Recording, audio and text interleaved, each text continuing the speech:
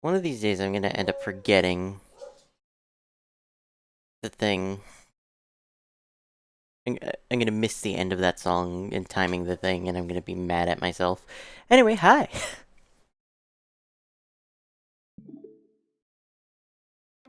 How's everyone doing?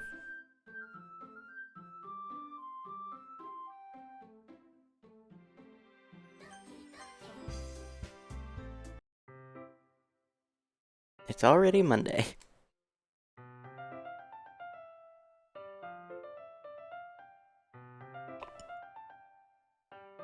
I've been increasingly anxious about Yuri's upcoming visit. I keep telling myself there's no reason to be nervous, but it doesn't help much. Yuri is clearly an introvert, and also an intimate person in general. No doubt she'll open up a little bit if it's just two of us. Meanwhile, we've been even texting occasionally. She was extremely apprehensive at first, but it wasn't long before I was already learning more about her. Putting Yuri aside, I haven't heard a thing from Sayori since she left the club early the other day. It's not like we text each other all the time or anything, but I've been worried about her in the back of my mind. Given what Sayori said and what Monica said, is it really okay for me to put Sayori's feeling aside when she might need me? I decide to visit Sayori before Yuri comes over. Rather than asking, I simply tell her, I'm coming over, much like we've done in the past. Once I reach her house, I knock on the door before entering it myself. Again, we used to play so often that we made a habit of simply entering each other's houses like we were family. The house is quiet. Sayori isn't anywhere on the first floor, so I assume she's up in her room. It's already strange for her not to run down and greet me. I head up to her bedroom where I finally find her. Sayori? Hi, Vinny. Sit down in her room. Sayori forces a smile, but it's easy to tell she's different. There's a minute of silence between us. You haven't come over like this in a long time, have you? I guess you're right. It has been a long time. Not much has really changed, has it? Sayori's room is as messy as it's always been. I also recognize the same stuffed animals and wall decorations that she's had for years now. Came over more often, it wouldn't be such a mess. That's because I end up cleaning up for you. How come you suddenly wanted to come over today? Aren't you supposed to see Yuri today? Yeah, but... Wait, how did you know that? Sayori had already left by the time we decided that last meeting. Monica told me. It's only natural for her to keep me informed about the festival preparations, right? That's true. But what about you? Aren't you gonna be helping Monica today? Of course, but I'm just helping her online. We didn't plan to meet up or anything. Ah, so it's just me and Yuri then. Yep! More silence between us. Sayori stares in a random direction. Everything about her behavior is really uncharacteristic. Finally get to the point. I just wanted to see how you were doing after you left on Friday. If something's wrong, you can't hide it from me. I know you too well. So... Sayori smiles, shaking her head. That's no good. Huh? Why can't it just be like it's always been? This is all my fault. If I didn't get so weak and accidentally express my feelings, and make that stupid mistake, you wouldn't have been worried about me at all. You wouldn't have come here. You wouldn't have even been thinking about me right now. But this is just my punishment, isn't it? Getting punished for being so selfish. I think that's why the world decided to have you come over today. It just wants to torture me. Sayori. I grab Sayori by the shoulders. What on earth are you saying? Are you listening to yourself right now? I know something happened to you. There's no other explanation for you to be like this. So tell me already. Until I know, I won't be able to stop thinking about it. Sayori gives me an empty smile. You really put me in a trap. But you're wrong. Nothing happened to me. I've always been like this. You're just seeing it for the first time. Seeing what? What are you talking about, Sayori? You're really just gonna make me say it, aren't you, Vinny? Guess I have no choice this time. Thing is, I've had really bad depression my whole life. Did you know that? Why do you think I'm late to school every day? Most days I can't even find a reason to get out of bed. What reason is there to do anything when I fully know how worthless I am? Why go to school? Why eat? Why make friends? Why make other people put their energy and caring to waste by having them spend it on me? That's what it feels like. That's why I just want to make everyone happy, without anyone worrying about me. I'm in shock. I can't even figure out how to respond. How is it possible that Sayori kept this from me the entire time that I've known her? Does she really want so badly for me to just not think about her? Why, Sayori? Huh? Why is it that you never told me about this? It almost feels like I've been betrayed as your close friend. As if I knew, I would have done everything I could to support you. Even if there's only so much that I could do. I would have tried a little bit harder to make every day a little better for you. That's why I'm your friend. All you had to do was tell me. You don't understand at all. Why do you think I didn't tell you? If I told you, then you would have to waste effort caring about me instead of doing important things. I don't want to be cared about. It's bittersweet when people try to care about me. It feels nice sometimes, but it also feels like a bat being swung against my head. That's why I wanted so badly for you to make friends with everyone else. Helping everyone be happy together is the best thing for me. Then I discovered something else too. Seeing you make friends and get closer with everyone in the club feels like a spear going through my heart. That's why. That's why I decided the world just wants to torture me. Every path leads to nothing but hurt. You're right that I don't understand. I don't understand your feelings at all, Sayori. But I don't need to understand. Whatever it takes for me to help you stop hurting, that's what I'll do. No, Vinny, there's nothing. Nothing at all. The only thing that could have helped is if everything could be like it always was. But I was selfish. I finally showed you what a horrible person I am. Tears streaked down Sayori's face. I made you join the literature club because I was selfish. And I was punished by my heart hurting in a way that I couldn't understand. And now you came here and I made you hurt too. I'm just weak and selfish. That's all I am. That's why I'm gonna accept these punishments. Because I deserve every last one. Without thinking, I once again grab Sayori's shoulders. This time I pull her into a tight embrace. Vinny. Sayori, I don't care if you feel selfish. I'm really happy that you convinced me to join the club. Seeing you every day makes it worthwhile enough. If I make friends with everyone else, then that's just a bonus. But please, never underestimate how much I care about you. I wouldn't have it any other way. Vinny. Sayori isn't hugging back. Despite my arms being wrapped around her, Sayori's arms remain at her sides. She starts sobbing next to my ear. No, don't do this to me. Please don't do this. Vinny. Sayori barely manages to speak between her sobs. I don't know if I'm doing the right thing, but all I want is for her to know that I care. If you have it in you to call yourself selfish, then you have to let me be selfish too. No matter what it takes, I'll figure out what needs to change. I'll make these feelings go away. And if there's anything you need me to do, then you'd better tell me. I'll get mad if you don't. I don't know. I don't know. I don't know. Gently, Sayori finally puts her arms around me in return. I don't know anything. It's all really scary. I don't understand any of my feelings. The only time I'm not feeling nothing is when I'm feeling pain. But your hugs are so warm. And that's really scary too. Sayori lets me go.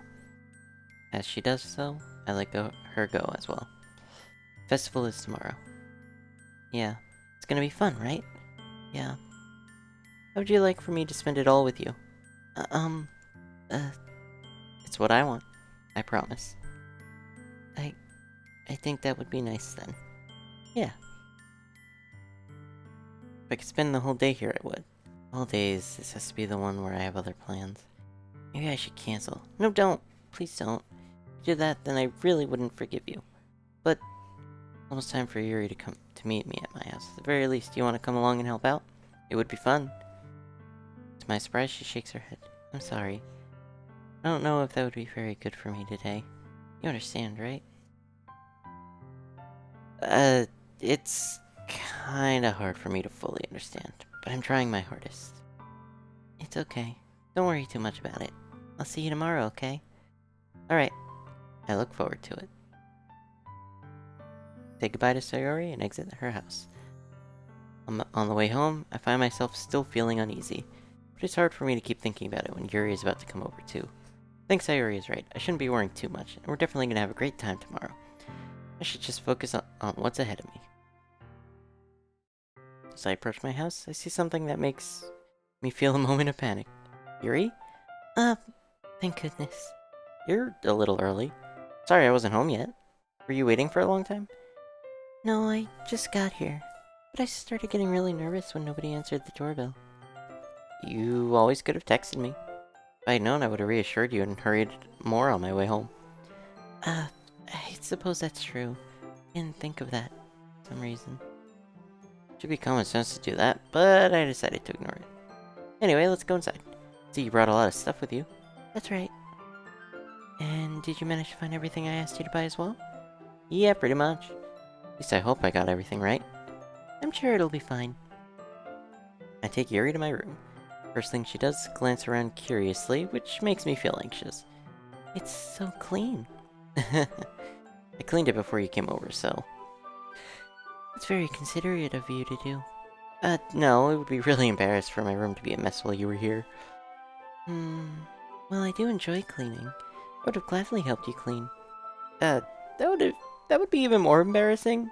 Wait, don't look in there! I snatch Yuri's wrist, which is in the process of opening a desk drawer of mine.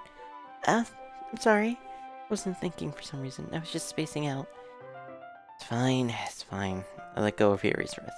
She puts both her hands firmly in her lap, as if to make sure she's keeping track of them. So, should we get started?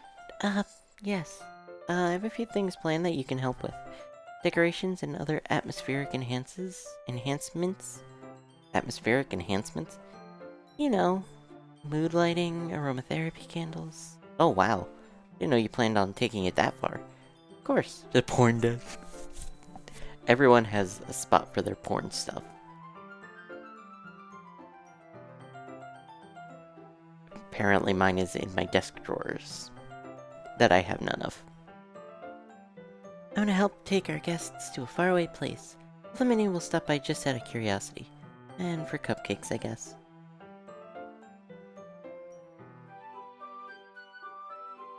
I'm determined to provide an experience that will leave them wanting more. I mean, I have a spot for porn stuff, it's just I don't have desk drawers. So it's not going to be in a desk drawer because I don't have desk drawers. It's easy to forget you're a pretty intense person. Intense? I guess that's the best way to put it. Is that a bad thing? No, not at all. Something that I like about you, actually. Is that so? That makes me feel relieved and kind of happy. Yeah, no need to be so anxious. You can relax a little. Relax. I brought some things for relaxation. I was gonna use them during the poetry event. Oh yeah, like what? Let's see. Rummages through her bag and pulls out a few candles and a wooden cylinder-shaped object. I did some shopping on the way here, so I happen to have these in my bag.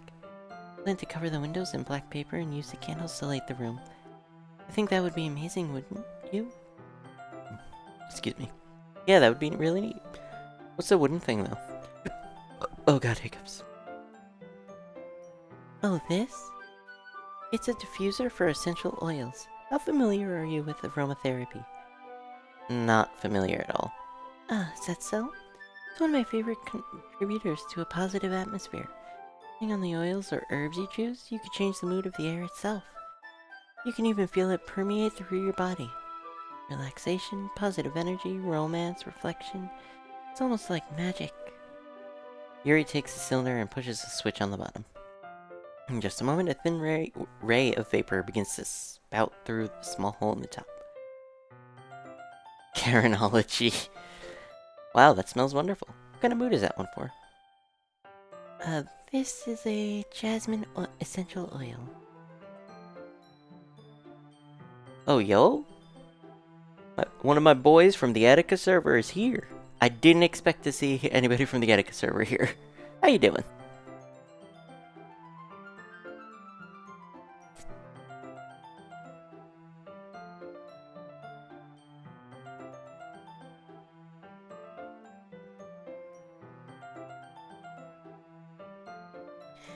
Smells a little sweet and flowery, right? Yeah, that's a good way to describe it. I chose jasmine in for the event because it provides more than relaxation. So if you actually look at me on Discord, I have the little purple icon, and my status is set to I'm streaming, with the stream title. So probably through poking around who's around on the Etika server. Or maybe DMs, because I think you DM'd me earlier.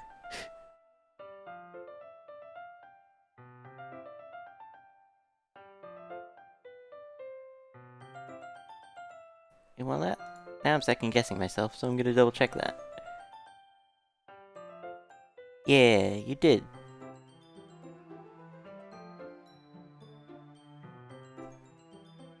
Talking about Reddit nudes. Yeah, Etika was freaking great.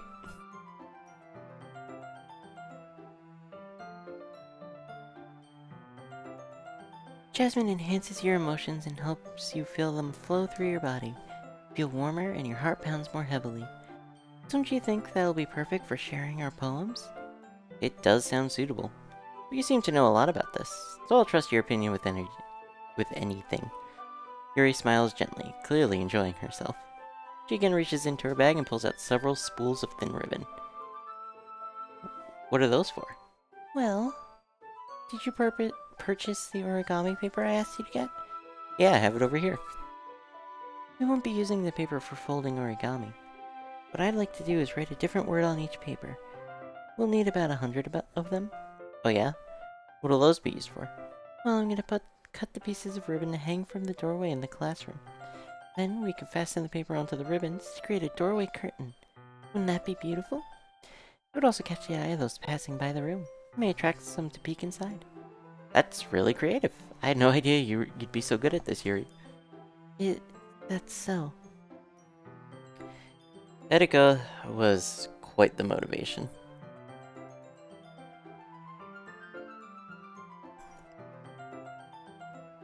Man was the textbook definition of diamond in the rough. God, I miss him. I didn't think this would be Etika Reflection Night, goddamn. Well, I suppose I do get a little intense, as you'd put it. Yuri giggles with red cheeks. Is it just me, or is she more relaxed when it's just the two of us? Man, he would have flipped his shit for Sans, Sephiroth, and Sora. Oh my god. Oh my god. Maybe it's the excitement she feels from sharing something that she enjoys. Here's the marker. You can write any characters you want. I'll help you once I finish cutting the ribbons. Ah, alright. Sitting on the floor together, the two of us get to work. I carefully draw a different character on each paper, doing my best to manage my bad handwriting.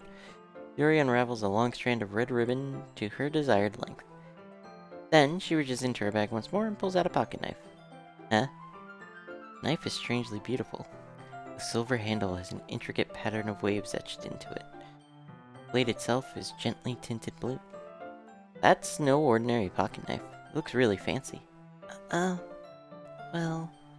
Embarrassed, Yuri looks away. What is it? You're gonna think it's weird, but... Yuri, whatever it is, I have no reason to judge. I mean, you were just poking around in my porn drawer a minute ago, so like... I had to argue we're a little even. To each their own, you know? If you promise you won't be weirded out. Yeah, I promise. Alright. The thing is, I'm kind of into knives. They're just so pretty. I can't help it. I don't know what it is. The combination of craftsmanship and feelings of danger, maybe? What am I saying? Please don't think I'm weird for this. You're laughing at me. No, I'm not laughing at you. It's just funny how nervous you get about sharing. It's an interesting thing to be into, I guess. I think it kinda suits you. Suits me?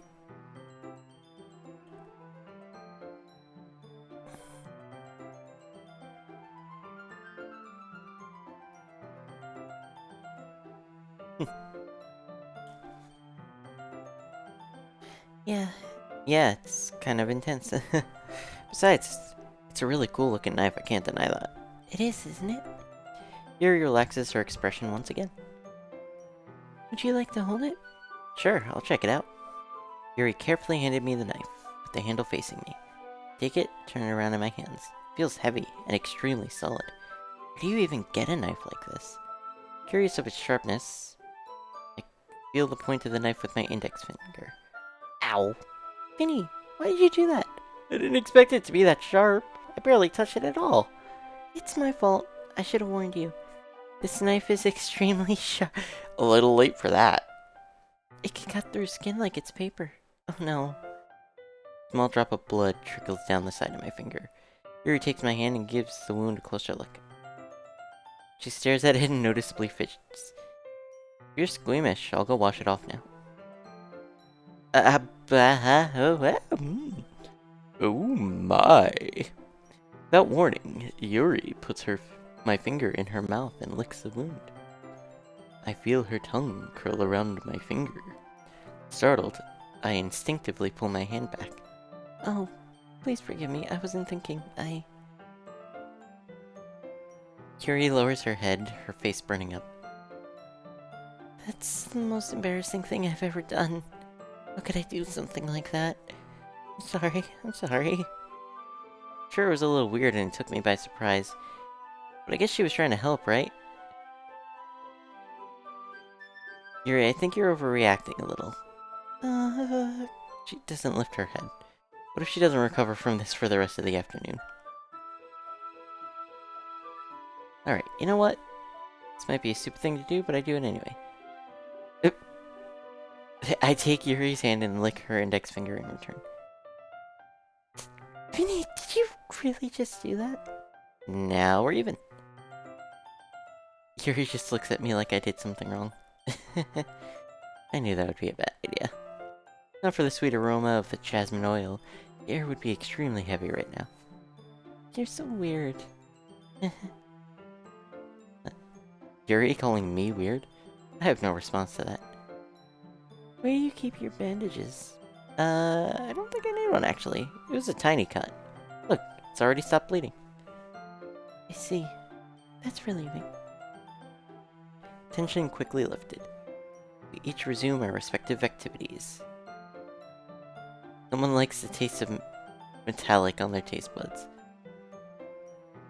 I mean, it really depends on how much iron is in my blood. I mean, I'm not gonna test it, but, like... It would really depend on how much, iron is in the blood. I watch Yuri's knife cut through the ribbon like it's nothing but air. Meanwhile, I continue to make progress on the paper. After we finish attaching the paper to the ribbons, we lay them all out side by side. Looks better than I expected, and will be very effective as a door curtain. You're anemic, so you have low iron. So your blood probably wouldn't taste, metallic. Probably. Good thinking coming up with this, Yuri. Thanks. It's just something I saw online, really. Are you ready to move on to the next task? Patrick, it means she has low iron in her blood. I'm pretty sure. Like 90% sure. Hey Siri, define anemic.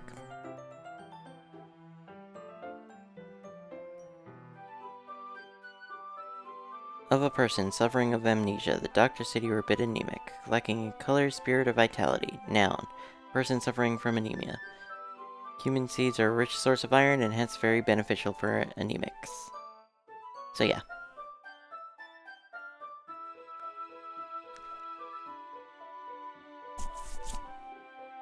Yeah, let's do it. What do you have in mind? I'd like to create a banner. That's why I asked you to buy the paint tablets. Ah, that's right. One of the items Yuri had asked me to buy was a kit of watercolor paint tablets.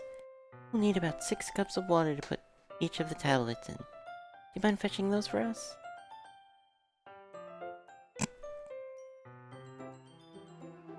Of course not. 6 cups of water. I'll be right back in a minute. Oh, and just a little bit of water is okay. If you fill the cups too much, it'll be too diluted. Decided to use small plastic bathroom cups rather than full-size glasses. Put them on a plate, catch any paint that drips, then bring it back in my room. Yuri? Yes? Come in the room to see Yuri quickly unrolling her sleeve, pulling it back over her arm. Ah, nothing. Your face is a little red. Is it too hot in here or anything? No, not at all. There's nothing wrong, so let's mix the paint. Yuri hurriedly dismisses me and takes it upon herself to unwrap the tablets, dropping them in the cups. So, I thought we would do something simple that would look very nice. I'd like to paint a gradient across the banner. You call that simple? Starting with the colors for a sunrise, then daytime, then sunset, and nighttime. Once it dries, I'll write an inspirational quote across the banner. We can hang it on the wall behind the podium at the front of the classroom. Ah, neat. What are you gonna write? Well, it'll be more fun to surprise you. If you say so. After rolling out the banner, Yuri and I kneel on opposite sides so we don't get in the way of each other. Yuri uses a brush and adds a few dots of different colors across the banner to serve as a color guide when we paint. This reminds me of elementary school. Painting on a banner with watercolors feels a lot like the art class projects we had back then. It's relaxing.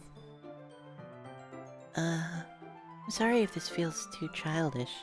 No, I didn't mean that at all. It's kind of fun, you know? Yeah, it is fun. I'm glad you feel that way too. Yuri stops painting for a moment, thinking to herself. For me, I don't need to go out and do crazy things to have fun. In fact, I usually don't even want to. I just like when I could spend time with one other person. Even if it's something simple like reading. It doesn't even matter if we don't talk much. Just having a friend next to me makes things feel a little bit nicer. I think that's all it takes for me to be happy. Is that so? Even if Yuri and I are quite different, I can understand where she's coming from. I feel that way about things like anime and games, where simply sharing the experience with someone can make me happy. I think I feel the same way. Yuri smiles gently. I knew you'd understand. Yuri leans over the banner and to grab an unused paintbrush, but I move at the same time, causing my head to bump into hers. Sorry. Yuri reels back and I quickly lift my hands in surprise. Are you hurt? No, I'm not hurt. You just startled me, that's all. Sorry, I should have asked you to get it for me. It's not your fault. Your face. There are droplets of paint on her face and neck. Is there something on my face? Yeah, I accidentally got paint on you. Sorry, it's totally my fault. I'll get a towel right away. I rush out and fetch a small towel, then I dampen it with hot water. I return to my room and kneel back down in front of her. Oh my.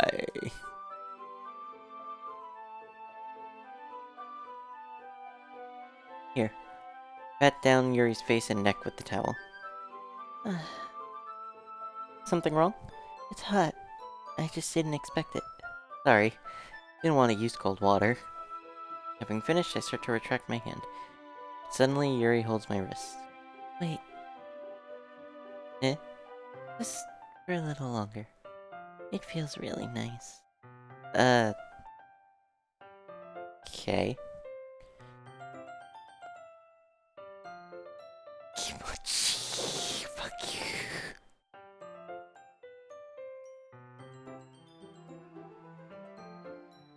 It's an intense expression that I recognize from when she reads her books. Almost as if she's lost in a daze, enveloped by her own thoughts. She breathes gently, half through slightly parted lips. What is happening? Is it the aroma of the jasmine oil giving me this dizzy feeling? Yuri's gentle fingers wrapped around my wrists send a tingling sensation through my arm. Suddenly, her face seems to be much closer to mine than it was just a moment ago. Yuri slowly pulls away. Sorry. I've been feeling a little lightheaded today. Didn't mean to space out. It's fine. The moment is over as soon as it began. Yuri picks up her brush again, but her movements seem clumsier, like she's unable to focus. I remain silent, forced to ignore the event that just transpired. I hesitantly retrieve my own brush and continue following Yuri's example. That should do it. finished filling the night sky with white dots that look like stars. Looking at the banner as a whole, it's very pretty and natural looking. I think it came out better than I expected. I'm really happy with the results. Yeah, me too. You gonna add the lettering now? Not yet. Needs to dry first. That's true, but won't it take a while? Well, perhaps it would be best to leave it here and then have you bring it in the morning. I could do the lettering in the classroom before our event starts. Is that okay? Yeah, that's totally fine. Wonderful. Wonderful. In that case, I don't think there's anything more for us to do here. Phew. Say that like you're glad it's over. Was I wrong to assume that you were at least enjoying yourself a little bit? No, it's not that. I'm just glad we managed it. I'm just glad we managed to get everything done. I see. I am too. I was a little more concerned about time. I need to start making dinner soon. Ah, you don't have any time left. Particularly hoping we would have extra time after finishing the work. Well, I think it would be irresponsible of me to wait much longer. Sorry. I was hoping there would be more time as well. Ah, you're back. You're back. Holy crap, 23 months. I mean, 18-month streak, but 23 months total. God damn.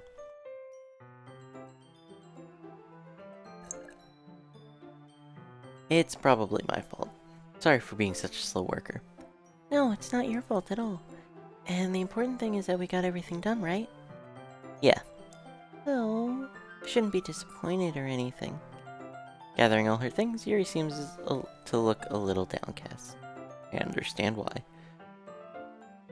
Kinda like she rarely gets the opportunity to spend time with friends in a relaxed environment. That doesn't mean this is the last time it can happen. Once Yuri packs up, I walk her out the front door. Thank you very much for having me today. No problem. Glad I was able to help. Just let me... Pause. Pause.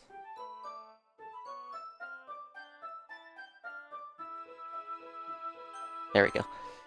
Alright, hang on. Thank you very much for having me today. No problem. I'm glad I was able to help. Imagine being a neighbor, not knowing what they were there for, and just hearing that from two teenagers standing by the door, or maybe by the front gate of the house. Just imagine that. I will. Well then. Yuri fidgets. I guess I'll see you tomorrow? Wait. Gotta say that without thinking. About today. It's fine that we didn't have as much time as we wanted. Because we could do this again. Whenever you want, you can come over, or we could go out somewhere. I forgot you don't like going out much. As I stumble over my words, Yuri simply smiles bashfully. Anyway, you know what I'm trying to say, so... You're very thoughtful, Vinny. Yuri takes a step closer to me, then briefly squeezes my hand. And I like that about you. Oh my. Well, how am I supposed to respond to that? I don't even get a chance to as Yuri suddenly pulls back. Sayori? Hi, Vinny. Sayori. Just now we weren't... It's okay, Vinny. I just stopped by to say hi. Well, it's nice to see you. I'm sorry, but I'm already on my way to leave. Oh, really? That's too bad. Sorry, but we'll be able to... We'll all be together at the festivals, so... That's fine, right? Of course! Sayori beams. Yeah, so... See you tomorrow. Ooh, clearly embarrassed, Yuri hurries off. Sayori waves goodbye after. Sayori, I thought you didn't want to come over today. Well, I tried staying in my room, but my imagination was being really mean to me, so I had to come here and see it for myself. See what? What are you talking about? You know, how much fun you were having with Yuri, and how close you got to her. It makes me really happy that you've made such good friends. That's all that matters to me. Tears start to fall down Sayori's face. That's all that matters to me. Why am I feeling this way? I'm supposed to be happy for you. Why did... That, my friend, is what is known as heartbreak. Because you think I'm getting in with Yuri when that is not the case. Why does it feel my heart is splitting in half? It hurts so much. Everything hurts so much. This would be so much better if I could just disappear. Sayori, don't say that. It's true. If I wasn't here, then you wouldn't have to waste your sympathy on me. You wouldn't have to put up with me being selfish. Monica was right. I should just... Monica? Monica was right about what? Sayori, what I said before is true. I'm not gonna let this continue. Caring about you like this isn't the burden your mind is making it out to be. It's something that makes me happy. Something that I wouldn't trade for anything else. So, even if it takes an entire lifetime, I'm gonna be by your side until you don't feel any more pain. But... Sayori looks away, put a hand on her shoulder to reassure her. I'm scared. I'm really scared. What are you scared of? Scared that I might like you more than you like me. Sayori? It's true, isn't it? I was weak and started to like you too much. I did this to myself. Vinny, I like you so much that I want to die. That's how I feel. And... That's enough, Sayori. I don't want you to hurt anymore. I slide my hand down Sayori's arm and squeeze her hand in my own. You remember how I said I always know what's best for you? Do you still believe me? Wordlessly, Sayori nods.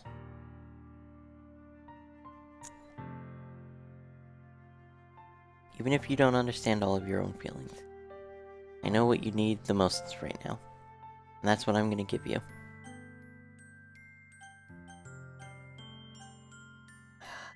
Sayori, I love you. Those are my true feelings. So there's no way you could like me more than I like you. I should have realized it sooner. Spending time with everyone at the club, making new friends, and having fun with you every day, it helped me realize that you are truly the most important person to me. That's why I'll accept any of your burdens. As long as we continue like this every day, you by my side, then I know we'll both be happy. Vinny. Suddenly, Sayori wraps her arms tightly around me. Vinny, is this really okay? Yeah. I hold Sayori in my arms and pull her closer. You'll never have to let go of me again. I love you, Vinny. I want to be with you forever. Me too. I feel Sayori's grip around me weaken a little bit. What is this? Sayori? I'm supposed to be happy right now. I always thought this would be the happiest moment for me. But why? Even now? Why won't the rain clouds go away? They're not going away at all. It's okay, Sayori. It might take some time for things to get better again. But no matter how long it takes, I'll be there every step of the way. That's all that matters right now. Okay. I trust you. Sayori and I slowly release each other. So, I guess that makes the festival tomorrow our first date, huh? What are you saying? I don't want to think about those things, you know? I want everything to be the same as it always has been. Even if we really are a couple. I don't know if I can handle anything more right now. It's really new and scary to me. I understand. We'll go at whatever pace suits you best. Hey, Vinny? Sayori gazes at me once again, smiling sadly. Even if I get really, really sad, this is the best thing for me, right? Huh? I don't really understand what Sayori means by that. Are you saying that this makes you feel sad, Sayori? I don't know. I don't understand what I'm feeling. It felt like a bunch of thorns when you told me you love me. But that's why I want to trust you. You know what's best for me. Yeah, I do. That's my promise.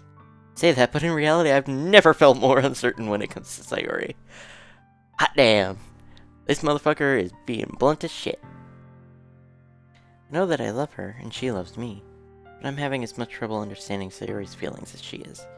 Even though I can comfort her, I keep wondering if I should be doing something more or something different. I know these thoughts will continue to plague me until things are back to the way they were. Is that what Sayori meant by not wanting anything to change? I don't know. But I know that I'll give it everything I got. Sayori is the most important person to me. And I'll do whatever it takes to have a happy future with her. Except have a sleepover, because goddamn, Mr. Protagonist here is a fucking idiot. It's the day of the festival. Of all days, I expected this to be the one where I'd be walking to school with Sayori. Sayori isn't answering her phone. Considered going to her house to wake her up, but decided that's a little too much. Meanwhile, the preparations for the event should be nearly complete. Banner Yuri and I painted is dry, and I gently rolled it up to take it with me. Sent me a pleasant text reminding me not to forget anything, and I reassured her. Funnily enough, I probably feel the same way as Natsuki about the event. More excited for it to be over with, so I could spend time with Sayori and Yuri at the festival. But knowing Monica, I'm sure the event will be great too. Vinny, you're the first one here. Thanks for being early. That's funny, I thought at least Yuri would be here by now. Monica is placing little booklets on each of the desks in the classroom. They must be the ones she prepared that have all the poems we're performing. In the end, I found a random poem online that I thought Monica would like and submitted it. So that's the one I'll be performing. I'm surprised you didn't bring Sayori with you. Yeah, she overslept again, that dummy. Think that on days this important she'd try a little harder. Say that, but I suddenly remember what Sayori told me yesterday. And I suddenly feel awful knowing it's not nearly that simple for her. I only said it because that's the way I'm used to thinking. But maybe I should have gone to wake her up after all? Should take a little responsibility for her, Vinny. I mean, especially after your exchange with her yesterday. Kinda left her hanging this morning, you know? Exchange? Monica, you know about that? Of course I do. I'm the club president after all, but... I stammer, embarrassed. Did Sayori really tell her about it that quickly? That we're a couple now? Didn't really plan on bringing it up with anyone yet. Jeez. You don't know the full story at all, so... Don't worry. Probably know a lot more than you think. Huh? Eh? Monica is being as friendly as usual, but for some reason I felt a chill down my spine after hearing that. Hey, do you want to check out the pamphlets? They came out really nice. Yeah, sure. Grab one of the pamphlets laid out on the desks. Oh yeah, they really did. Something like this will definitely help people take the club more seriously. Yeah, I thought so too. Flip through the pages. Each member's poem is neatly printed on its own page, giving it an almost professional feel. Recognize Natsuki's and Yuri's poems from the ones they performed during our practice. What's this? I flipped to Sayori's poem. It's different from the one she practiced. It's one that I haven't read before. Percent. Get out of my head, get out of my head, get out of my head, get out of my head, get out of my head, get out of my head, get out of my head, get out of my head, get out of my head, get out of my head, get out of my head, get out of my head, get out of my head. Oh my god, that's... I lost track of how many get out of my heads I've said. Get out of my head, get out of my head, get out of my head, get out of my head, get out of my head, get out of my head. Get out of my head before I do what I know is best for you. Get out of my head before I listen to everything she said to me. Get out of my head before I show you how much I love you. Get out of my head before I finish writing this poem. But a poem is never actually finished. It just stops moving. What is this? Reading the poem, I get a pit in my stomach. Vinny, what's wrong? Nothing. This poem feels completely different from everything else Sayori's written. But more than that, I changed my mind. I'm gonna go get Sayori, so... well, alright. Try not to take too long, okay? Quickly leave the classroom. Don't strain yourself. Quicken my pace. What was I thinking? I should have tried a little bit harder for Sayori. It's not a big deal to at least wait for her, help her wake up. Even a simple gesture of walking her to school makes her really happy. Besides, I told her yesterday that things will be the same as they've always been. And that's all she needs, and what I want to give her. I reach Sayori's house and knock on the door. I don't expect an answer since she's not picking up her phone either. Like yesterday, I opened the door and let myself in. Sayori, she really is a heavy sleeper. I swallow. Can't believe I ended up doing this after all. Waking her up in her own house. That really is something that a boyfriend would do, isn't it? In any case, it just feels right. Inside Sayori's room, I knock on her door. Sayori? Wake up, dummy. There's no response. Really don't want to have to enter her room like this. Isn't it kind of a breach of privacy? But she really leaves me no choice. I gently open the door.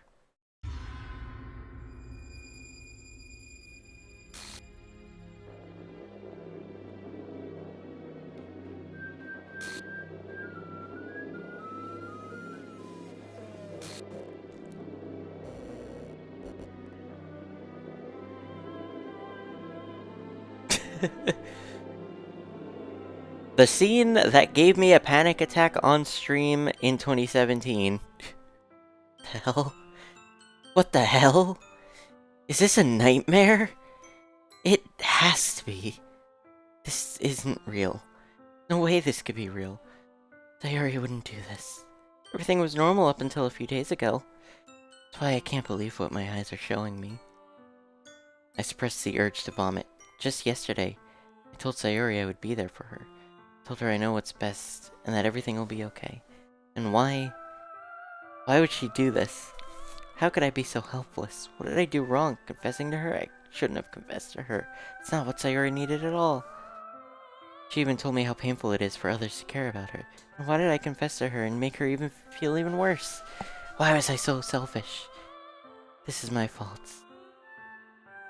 My swarming thoughts keep telling me everything I could have done to prevent this. If I just spent more time with her. Walked her to school and remained friends with her like it always has been, I could have prevented this. I know I could have prevented this. Screw the literature club, screw the festival. I just lost my best friend. Someone I grew up with. She's gone forever now. Nothing I can do to bring her back. This isn't some game where I can reset and try something different. I only had one chance, and I wasn't careful enough. Now I'll carry this guilt with me until I die. Nothing in my life is worth more than hers. But I still couldn't do what she needed from me. And now, I can never take it back. Never. Never. Never. Never. Never.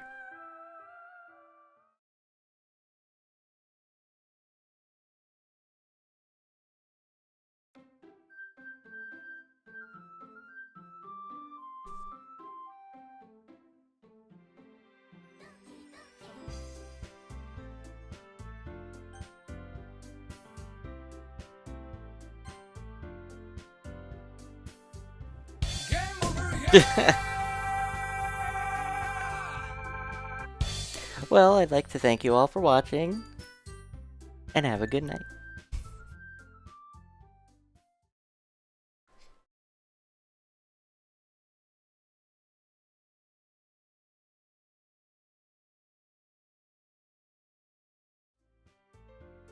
No reactions at all, huh? That's kind of disappointing.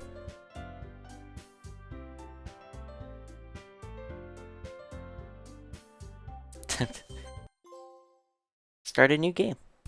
Water and water and water, water, water and water and water, water, water and water and water, water, water and water and water, water, water. You waited until I finished this to do that. You asshole. Water and water and water, water, water and water and water, water, water and water and water, water, water and water and water, water, water and water and water, water, water and water and water, water, water and water and water, water, water, water and water and water, water, water and water and water, water.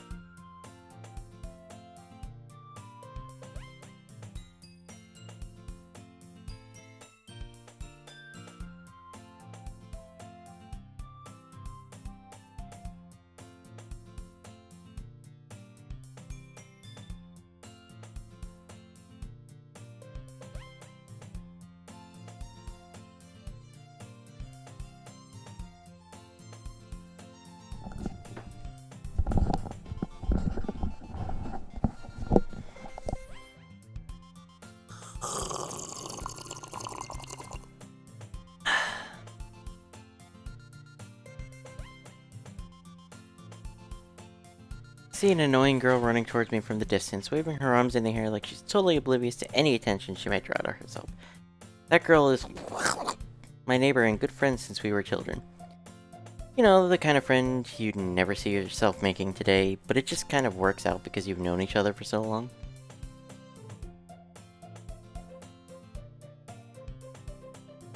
I had water. I had this glass of water, and I finished it, and Patrick waited until I finished it to make me get up and go get more water. Excuse me. We used to walk to school together on days like this, but starting around high school, she would oversleep more and more frequently, and I would get tired of waiting up. But if she's going to chase after me like this, I almost feel better off running away. However, I just sigh and idle in front of the crosswalk and let catch up to me.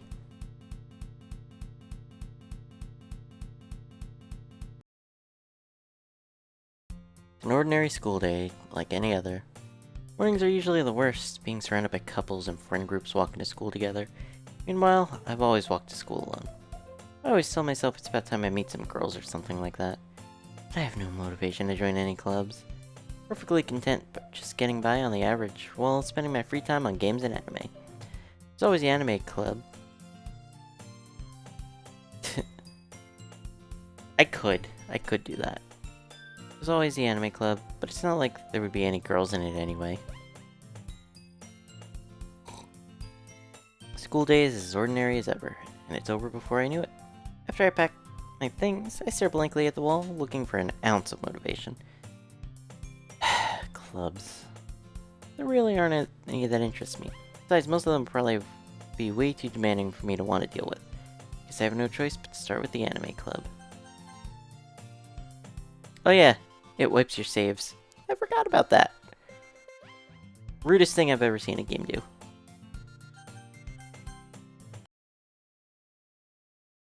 We're gonna go to side stories, because we actually have a part 2 to trust.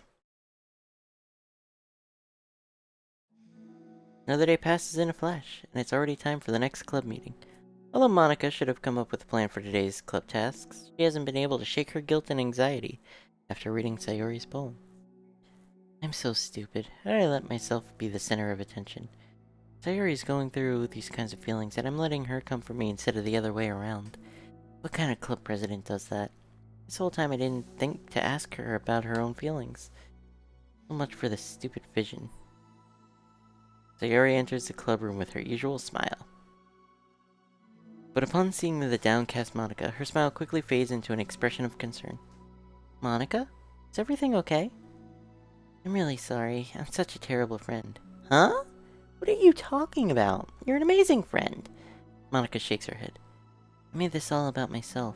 Even you said so yesterday. You told me that I'm trying to make the club that I need the most, right? But my problems are so trivial compared to yours. Sayori responds quietly. What are you talking about? But as she says that, her face darkens. Through the silence, Sayori mutters her realization. I left my folder here. Monica stares blankly ahead, unable to come up with a response. I wasn't ready to share those. Now you're worrying about me. I don't want that. But why? We're friends, right? Wordlessly, Sayori nods. Friends look out for each other. I want to be here for you as much as you're here for me. Another long moment passes in silence.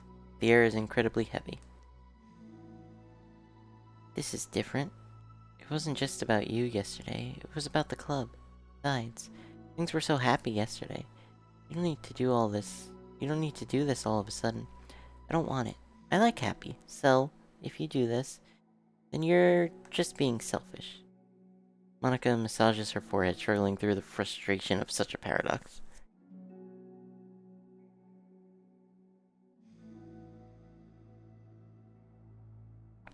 Kim, I feel like you've told that story before.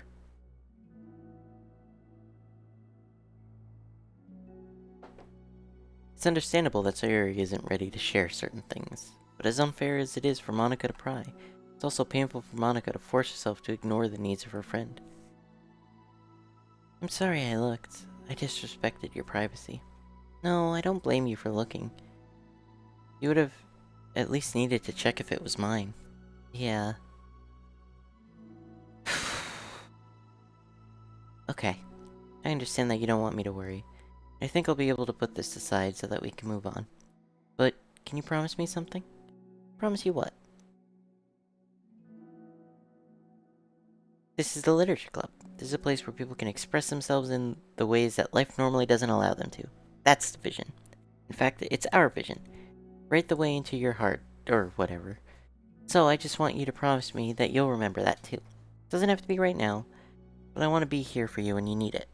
I want us to be ourselves like that. Sayori smiles gently. I'll promise if you promise. Unable to help it, Monica returns Sayori's smile. I promise. Me too. As the conversation closes, the mood in the room is lifted. That behind them, it's time to proceed with the club activities. So, want to teach me about poetry? Huh? But what about recruitment? It's fine, we have plenty of time for that. but right now, I feel like I want to do this. I mean, I do have to fulfill my end of the promise, you know. There's no way I could say no to that. Just don't expect much. Do a lot of writing, but it's not like I'm a scholar or anything. That's fine. I think I just need, like, some motivation. I never know where to start when it comes to writing poems. Starting isn't so hard. You kinda just need to write down your feelings and see where it takes you. Yeah, but that wouldn't come out any good. It's not supposed to. You're gonna have to fight your perfectionist mind on this one. You just start by writing your feelings and see what kind of things it makes you think of. And then you can turn your feelings into a little story. You can get your feelings down first and then make it sound pretty later. It's like, it's not like building a railroad where you go from one end to the other. More like a collage where you find all the things you want to put in, and then you arrange them in a pretty way. At least that's how I do it. It's not, like, the only way. But it's a really good way to not get stuck right at the beginning. I understand. Yeah, I always get so caught up on how it sounds that I forget about what's actually important. Monica pulls out a pen and paper to start writing on. Stop being a perfectionist, you idiot. I'm just kidding. Monica scribbles out "you idiot" after she writes it down. No, keep it! What? Why? Are you calling me an idiot? Of course not. But point is that you're not supposed to police your feelings, right? Be as dramatic as you want. But I was just... Well, yeah. Underneath the scribble, Monica rewrites "you idiot." She stares at the paper. Her words stare back at her. Kinda funny how I wrote down what I'm mad at myself for. And then I did that exact thing anyway. This is gonna really take some getting used to. I believe in you. Thanks, I do too. Me, I mean. But also you, of course. Monica continues the exercise, jotting down her thoughts. Surprisingly, quite a struggle to write without overthinking it. But after a while, with Sayori's guidance and encouragement, Monica's sheet of paper begins to look fairly lively, peppered with all of her random thoughts.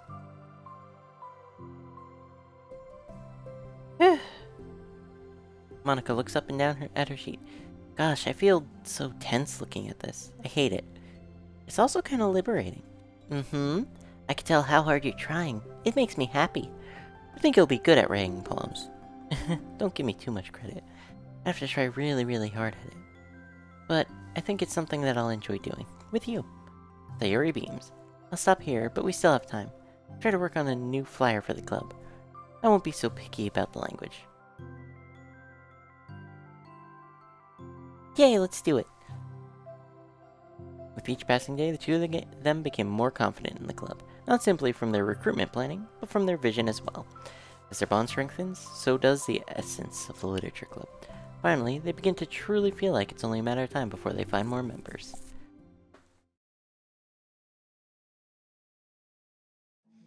Another day passes. As usual, Monica is the first one to the club room. With her is a printout of the revised literature club flyer, complete with all the new ideas Monica and Sayori came up with. Only this was the flyer we gave to that one reading girl the other day. So much more attractive than the old one, but new catchphrase is featured clearly on the center of the flyer. Right the way into your heart. Surely common sense would say that one writes from the heart, not into the heart, but the message being delivered is that one can use writing to discover themselves. Hopefully, Monica and Sori had thought that it would be enough to garner some curiosity from students. Why do I feel so tense looking at this? Monica thinks back to the previous meeting where she performed the writing exercise. Was I always this bad at expressing myself? How am I supposed to be president if I can't even demonstrate what the club is supposed to be about? You had the personality of the MC when you were in high school. Yeesh. The literature club is truly beginning to take form. But with that, the weight on Monica's shoulders only becomes heavier. Big Club was always about rigid structure, formulating airtight points and counterpoints, and delivering them with conviction.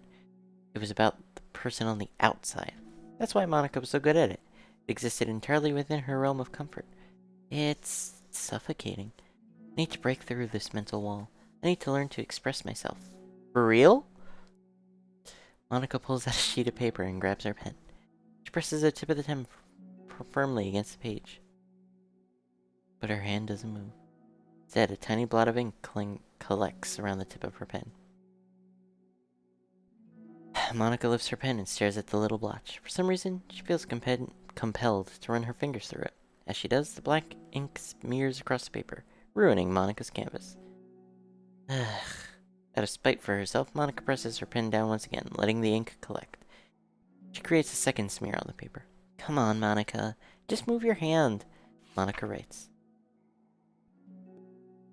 This is what I get for seeking perfection. Stain. Monica slides the paper away from her, puts her head down on the desk. The air conditioner seems louder today. I'm here! Hi. Monica hears Sayori approach her desk, then stop for a second, probably reading the piece of paper. Then she sits down in the adjacent desk. Bad day? Mm-hmm. Me too. You too. The new flyer looks so good. You've been working so hard. On the club, but also something else, I think. I can't do it. Sorry. So hard to just be vulnerable.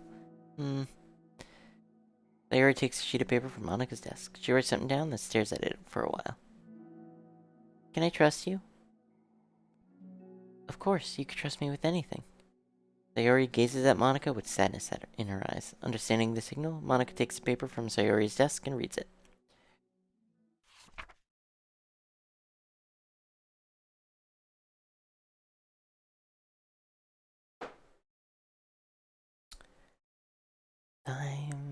I wanna die.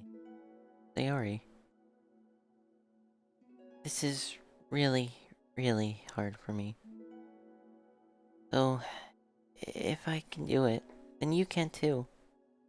Because you're like a million times better than me. That's completely not true. Sayori takes a deep breath, trying to steady herself. That's something about me that I've never told anyone before. Even now, my head is, like, screaming at me to stop. Wait, you don't have to force yourself. I mean, just because of the promise yesterday, I want to. It just feels right. I mean, maybe it's part of the reason I came to this club in the first place. This is the literature club. I trust you. More than I'm scared. At those words, Monica stands up. Sayori must have taken days to work up the courage for this. Were Monica's own futile but genuine efforts actually the push that Sayori needed? Sayori's deliberate breaths can be heard over the air conditioner. She prepares herself to continue. Monica waits in gentle silence. I have this problem where I get really upset when people worry too much about me. I can't control it. It's like, why waste your energy worrying about me when you could just be happy instead? So I never tell anyone about these kinds of thoughts I have. It's so much easier to just smile and help everyone else be happy. But that's terrible. That's what Monica wants to say, but she stops herself in fear of saying the wrong thing. It's just that if everyone knew about it, they wouldn't treat me the same anymore. Like, whenever I'm not smiling, everyone would worry about me and ask me what's wrong. I know that, because it used to be like that. Sayori pauses, seeming to recall something in the past. I just want everyone to be happy. It's the most important thing to me, and letting people look inside my head doesn't bring happiness to anyone. Sayori pauses again, her solemn expression making her look almost like an entirely different person. How did you find the courage to tell me this? You're not worried that I'll be one of those people too? I am worried. Part of me really hates myself for doing this. But another part of me, just felt like it would be different this time. Whenever we talk about what the club is supposed to mean, I kept feeling like it was right for me to do. Especially after you've been trying so hard to express yourself too. It just made me feel like I could say it in confidence, and our friendship doesn't have to change. So silly. club is only 2 people, but it already means this much to me. Monica feels a tightening sensation in her heart, a feeling of connection as Sayori's emotions radiate between them. Me too. I was so lost until you showed up. You're so brave, Sayori. You're so strong and brave, I don't even compare. Monica steps forward. But, if nothing else, I can at least offer you some hug energy, if you'd like. Wordlessly and without a smile, Sayori rests her forehead on Monica's shoulder.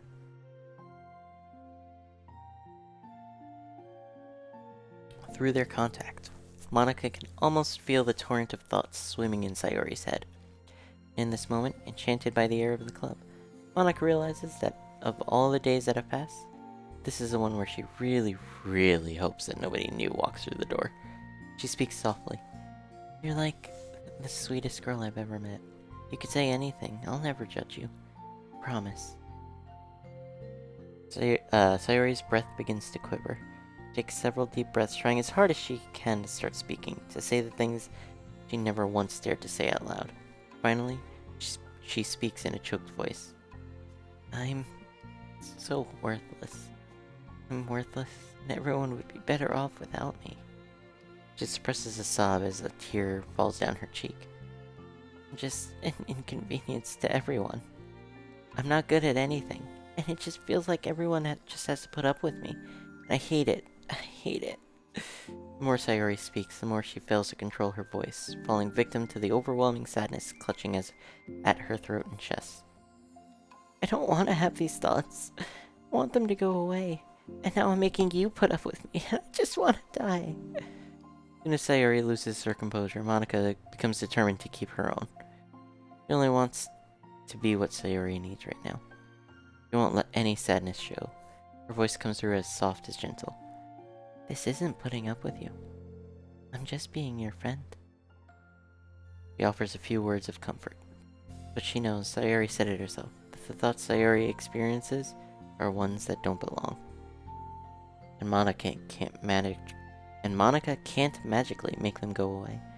The most she could do is help Sayori battle them, like any good friend would do. You have so much value, to me and to your other friends too. This club wouldn't have been the same without you. I really, really mean that. You coming here was the best thing that could have happened.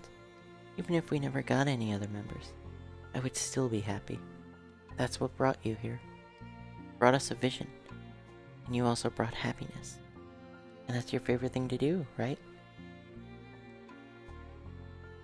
Sayori doesn't respond, but Monica feels her gently nod.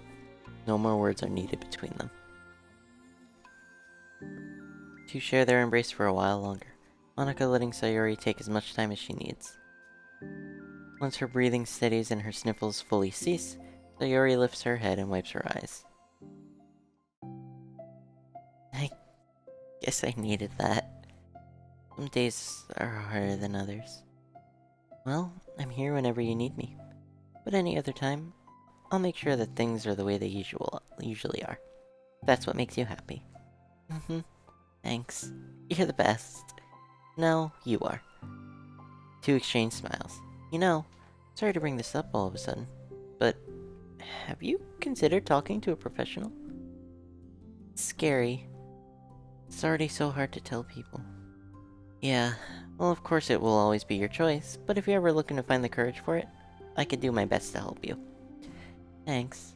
I think it helps knowing that you would. Sayori suddenly yawns and stretches. Wow, that made me tired and hungry. Well, I won't make you do any work today if you're not up for it.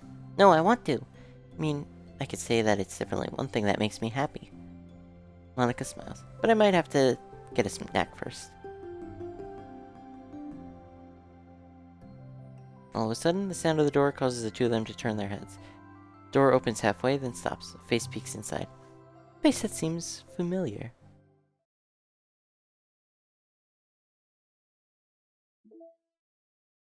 So we have a little wallpaper thing here. So I got this and this from reading Trust 1. What did I get new? I got the close-up of Yuri. Crying Sayori. And crying Sayori. Ooh, hang on. There were more pictures. Oh, Sayori's bedroom. And I guess my bedroom as well. And there was one other thing that was new. Was it this? No, that's just the club room. Whatever.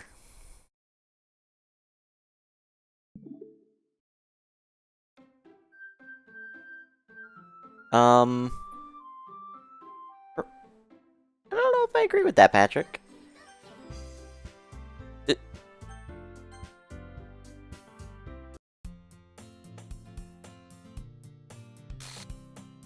Monica? Oh my goodness. I totally didn't expect to see you here. It's been a while, right? Yeah, it has. Monica smiles sweetly. We do know each other. Well, we rarely talked, but we were in the same class last year. Monica was probably the most popular girl in class. Smart, beautiful, athletic, basically completely out of my league. So, having her smile at me so genuinely feels a little... What'd you come here for, anyway? Oh, just been looking for some supplies to use for my club. Do you know if there's any construction paper in here? Or markers? I guess you could check the closet. You're in the debate club, right? About that. I actually quit the debate club. Really? You quit?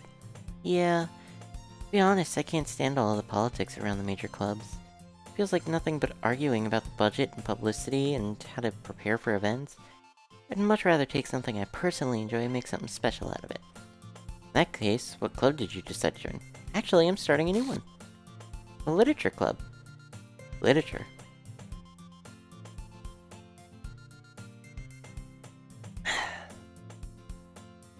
That sounds kind of dull. How many members do you have so far? Kind of embarrassing, but there are only 3 of us so far. Really hard to find new members for something that sounds so boring. Well, I could see that. But it's really not that boring at all, you know. Literature could be anything. Reading, writing, poetry. I mean, one of my members even keeps her manga collection in the club room. Wait, really? Yeah, it's funny, right? She always insists that manga is literature, too. I mean, she's not wrong, I guess. Besides, a member's a member, right? Did Monica say she? Hey, Vinny. By any chance, are you still looking for a club to join?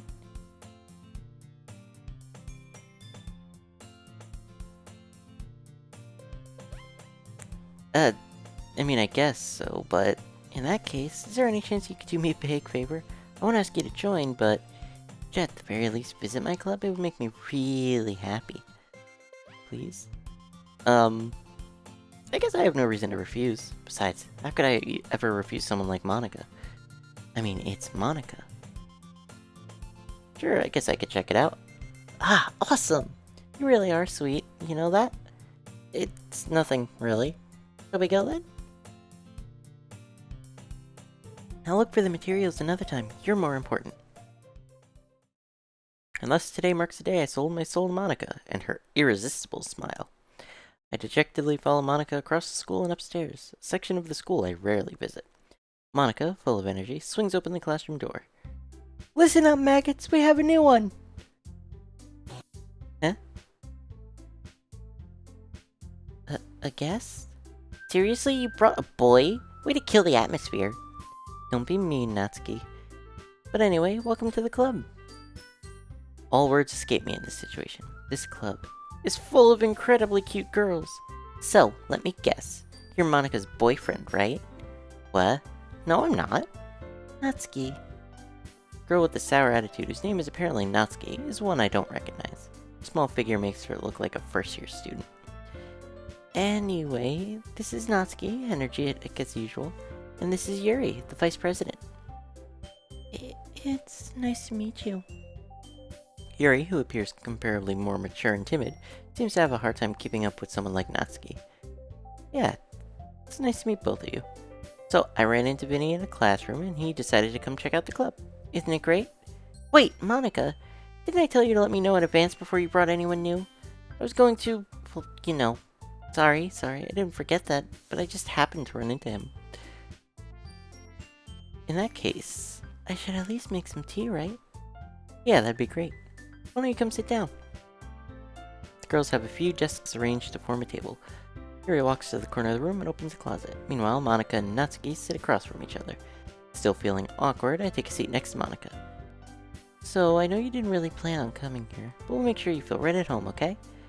President of the Literature Club, it's my duty to make the club fun and exciting for everyone. I'm surprised there aren't more people in the club yet.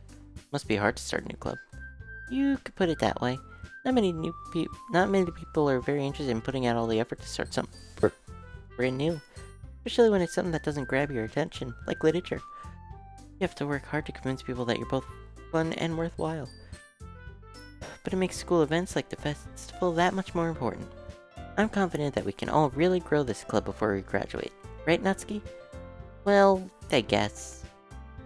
Natsuki reluctantly agrees. Such different girls, all interested in the same goal.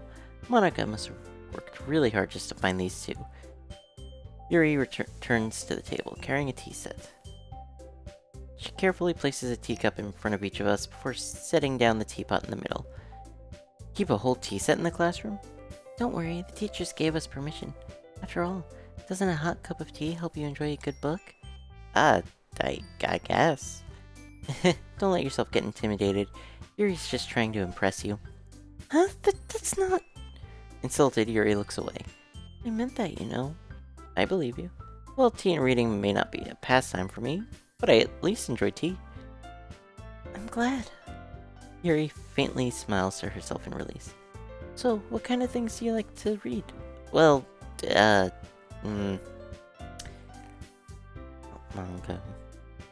I mutter quietly to myself, half joking. Natsuki's head suddenly perks up. Looks like she wants to say something, but she keeps quiet. As a matter of fact, I do enjoy tea. Hey Jordan, are you still here? Are you down for some tea time?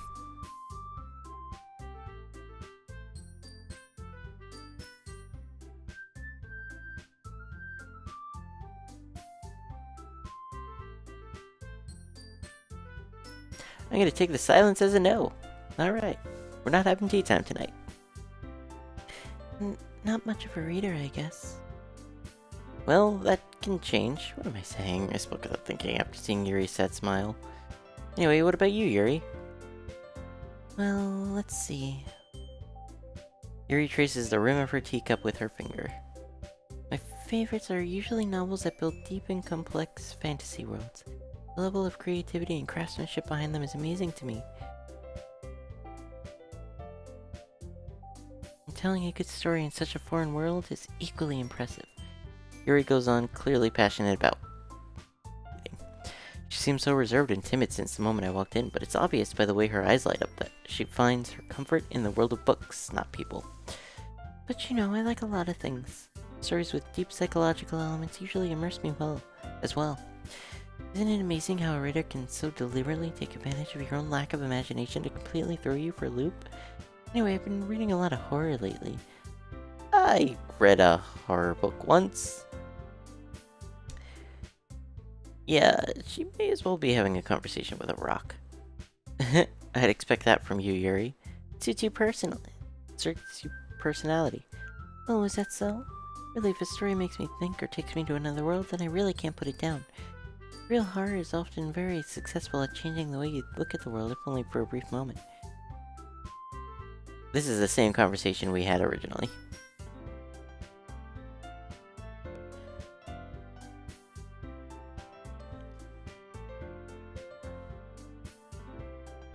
Remember when MatPat theorized that the book Curio was reading was gonna be... Oh my god, you just unlocked a fucking buried memory. I do remember that. Oh my god.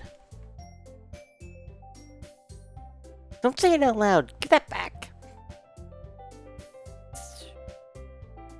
Yeah, still waiting.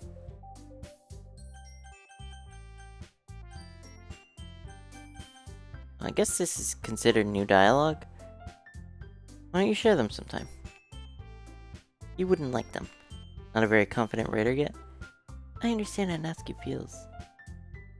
Mastering the level of writing takes more than just confidence. Excuse me. The truest form of writing is writing to oneself. You must be willing to open up to your readers, exposing your vulnerabilities and showing even the deepest reaches of your heart. Do you have writing experience too, Yuri? Maybe if you share some of your work, you could set an example and help Natsuki feel comfortable enough to share hers. I guess it's the same for Yuri. Hey, I got an idea. How about this?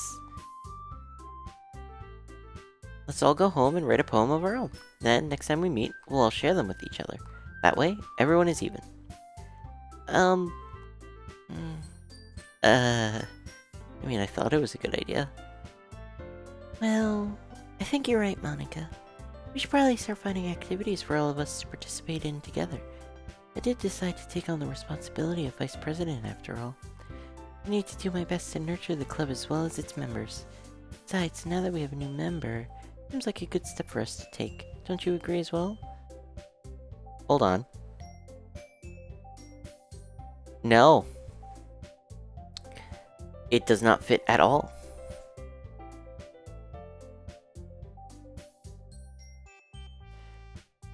I never said I would join the club. Monica may have convinced me to stop by, but I never made any decision. I still have other clubs to look at, and all three girls stare back with dejected eyes.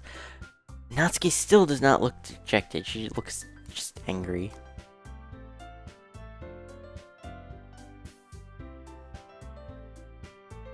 Thing is, we don't have enough members yet to form an official club. We need 4. And I've been trying really, really hard to find new members. If we don't find one more before the festival, I'm defenseless against these girls. How am I supposed to make a clear-headed decision when it's like this? I mean, look at them. I feel terrible for letting everyone down in this situation. Besides, the club itself seems pretty relaxed. So if writing poems is the price I need to pay in order to spend every day with these beautiful girls.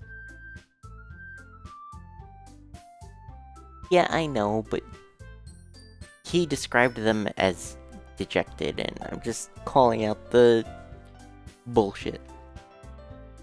Okay, I've decided then. I'll join the literature club. Oh my goodness, really?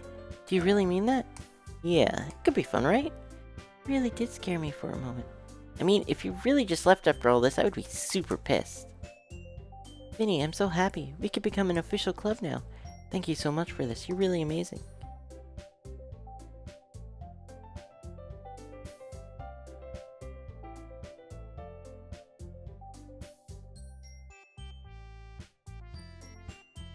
Patrick, please.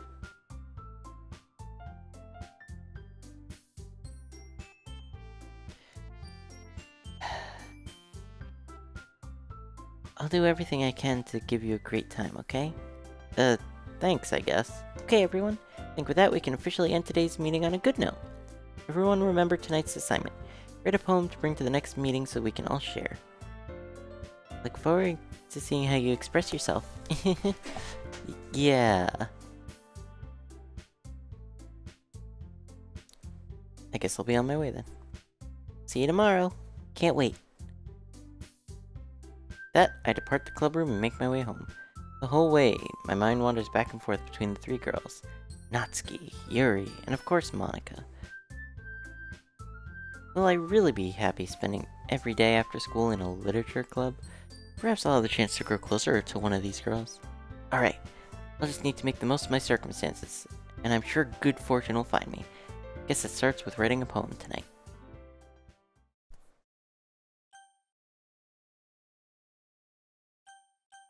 You've unlocked a special poem. Would you like to read it? Sure. Today I cut my skin open for the first time. It was exhilarating. I think I understand how feels now. I'm supposed to be the responsible one, though, so I don't think I'll be doing it again, unless I decide to kill myself. I left a memento of the occasion below.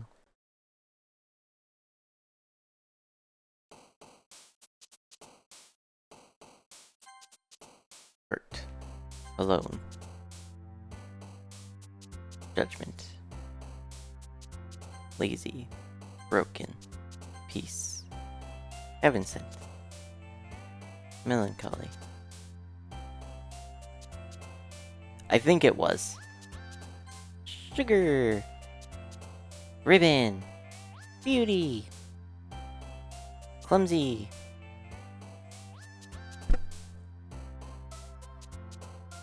Wonderful. Hope. Cute. Melody. Vanilla. Oh my. Uncontrollable. Sadness. After image? I think that one leaned more towards Yuri. Hi again. Glad to see you didn't run away on us. Nah, don't worry. This might be a little strange for me, but I at least keep my word.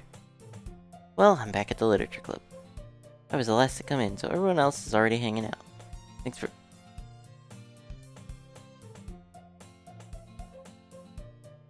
keeping your promise, Vinny. I hope this isn't too overwhelming of a commitment for you, making you dive headfirst into literature when you're not accustomed to it. Oh, come on, like he deserves any slack. You already had to be dragged here by Monica. I don't know if you plan to just come here and hang out or what. If you don't take us seriously, then you won't see the end of it.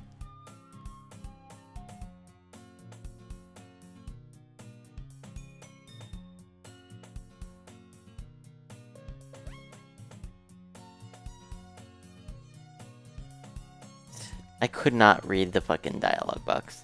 Manga is literature! Swiftly defeated, Natsuki plops back into her seat. I'm sorry, Vinny. Make sure to put your comfort first, okay?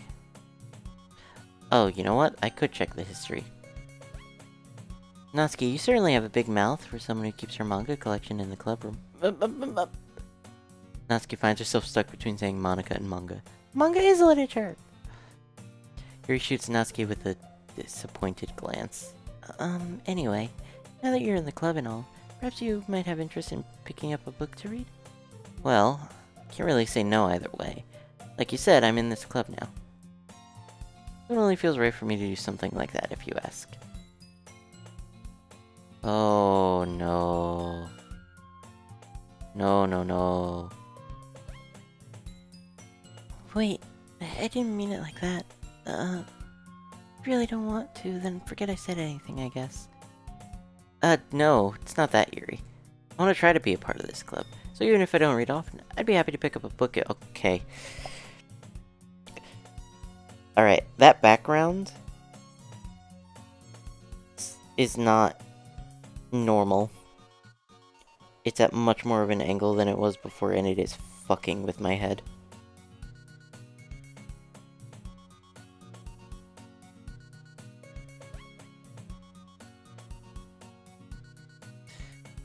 So even if I don't read often, I'd be happy to pick up a book if you wanted me to. Oh, please, don't look at the fucking closet. Are you sure? I just felt like, well, as vice president and all, that I should help you get started on something you might like. Yuri reaches into her bag and pulls out a book. I didn't want you to feel left out, so I picked out a book that I thought you might enjoy. It's a short read, so it should keep your attention, even if you don't usually read. And we could, you know, discuss it if you wanted. How is this girl accidentally being so cute? She even picked out a book she thinks I'll like, despite me not reading much. Yuri, thank you. I'll definitely read this. I enthusiastically take the book. Phew. Oh, I'm not imagining that. The background is actually fucking moving. Oh, fuck me.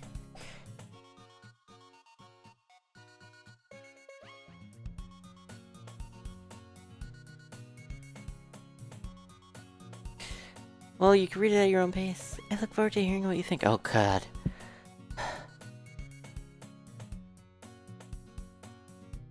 Oh my God, it's back to normal now. Okay, I no longer feel like my head is spinning. Now that everyone's settled in, I expected Monica to kick off some scheduled activities for the club. That doesn't seem to be the case. Yuri's face is already buried in a book. I can't help but notice her intense expression, like she was waiting for this chance. Meanwhile, Natsuki is rummaging around in the closet. Ugh. I hear Natsuki utter an exasperated sigh from within the closet. She seems to be annoyed by something. I approach her in case she needs a hand. You looking for something in there? Fucking Monica! Never puts my stuff back in the right spot. What's the point in keeping your collection organized if someone else is just gonna mess it up? Natsuki slides a bunch of stacked books and boxes across the shelf. Manga. You read manga, right? Sometimes. Manga is one of those things where you can't admit you're really into it until you figure out where the other person stands. How did you know, anyway? I heard you bring it up at some point. Besides, it's kind of written on your face. What's that supposed to mean? I see. There's a lone volume of manga amidst a stack of various books on the side of one of the shelves. Curious, I pull it out of the stack. There it is! Natsuki snatches it out of my hand. He then turns to a box of manga and slips the volume right in the middle of the rest. Ah, much better. Seeing a box set with one book missing is probably the most irritating sight in the world. Yes! Wholeheartedly yes. I know that feel. Get a closer look at the box set she's admiring. Parfait Girls. It's a series I've never heard of in my life. Probably means it's either way out of my demographic, or it's simply terrible. If you're gonna judge, you could do it through the glass on that door. She points to the classroom door. Hey, I wasn't judging anything. I didn't even say anything. It was the tone of your voice. But I'll tell you one thing, Vinny G. Okay.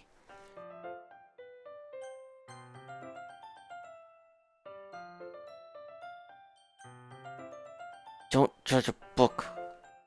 In fact...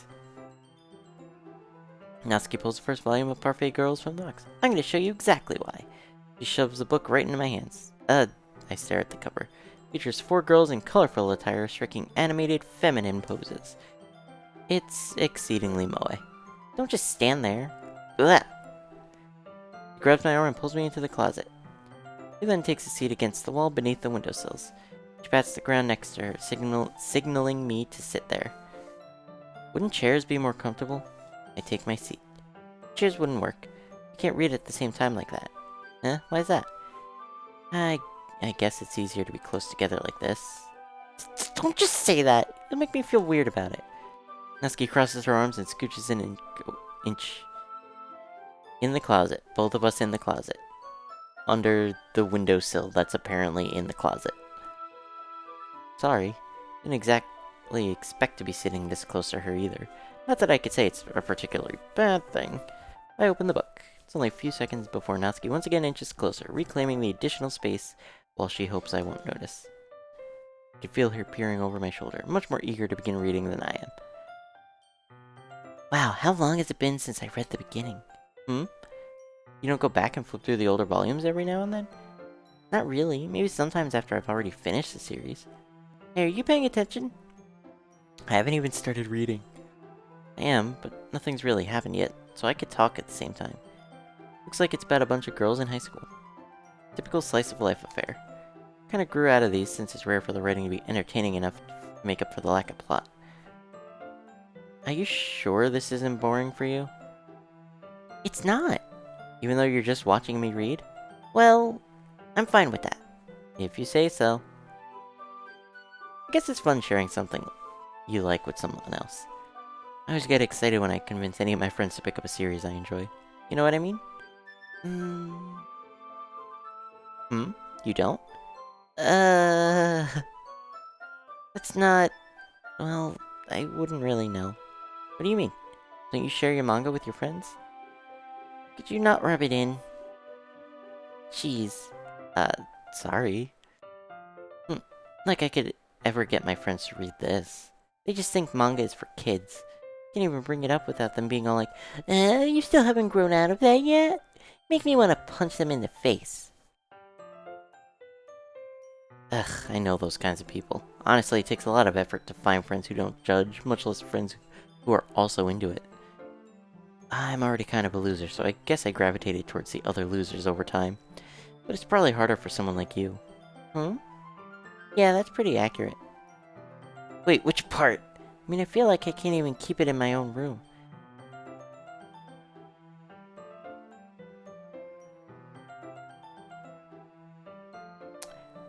My dad would beat the shit out of me if he found this. At least it's safe here in the club room. Except Monica's kind of a jerk about it. Ugh, I just can't win, can I? Well, it paid off in the end, didn't it? I mean, here I am, reading it.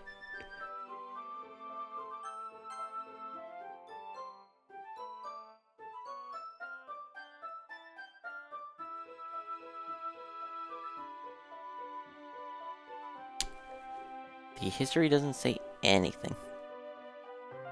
The history's been skipping those glitched text. Well, it's not like that solves any of my problems. Maybe, but at least you're enjoying yourself, right? So? Geez, that's enough. Are you gonna keep reading or what? Yeah. Flip the page.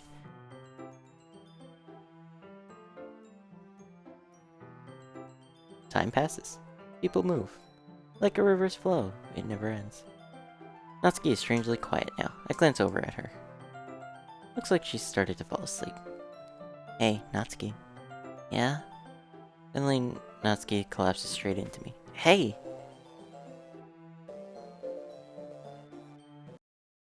Oh jeez. Natsuki, are you okay? Here. Monica reaches into her bag and pulls out some kind of protein bar. She throws it in Natsuki's direction. Natsuki's eyes suddenly light up again. She snatches the bar from the floor and immediately tears off the wrapper. I told you not to give... She doesn't even finish her sentence before stuffing it in her mouth. Don't worry, she's fine. Just happens every now and again. So I keep a snack in my bag for her. Anyway, why don't we all share our poems now? I guess we're on Natsuki route, so... Told Natsuki I was interested in her poems yesterday. Probably only fair I shared mine with her first. Huh? Okay, let's start with the things I don't like. First of all, Natsuki rereads my poem. Never mind, I don't feel like giving you my opinion. Huh? Then what's the point of sharing in the first place? I wrote this when I could have been doing other things.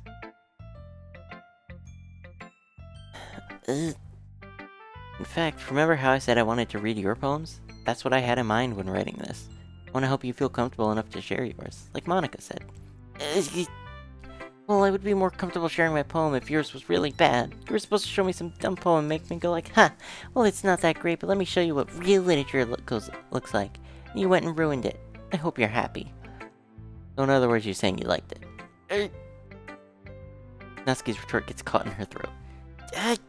Sure. So, you don't understand anything, do you? I already told you that. You don't have to go announcing it to the world like you're all self-important. Pretty sure you never actually said that. I say that mostly to myself. Natsuki must really hate me or something. Can't figure out if it's a win or a loss that she liked my poem. In any case, you still need to show me yours, right? Fine, I guess. Only because Monica will make me if I don't. This is the exact same as before. Eagles can fly, monkeys can climb, crickets can leap, horses can race, owls can seek, cheetahs can run, eagles can fly, people can try. But that's about it. Yeah, I told you that you weren't gonna like it. I like it. What? Oh, this is skippable. Oh, good. Oh, this is skippable too!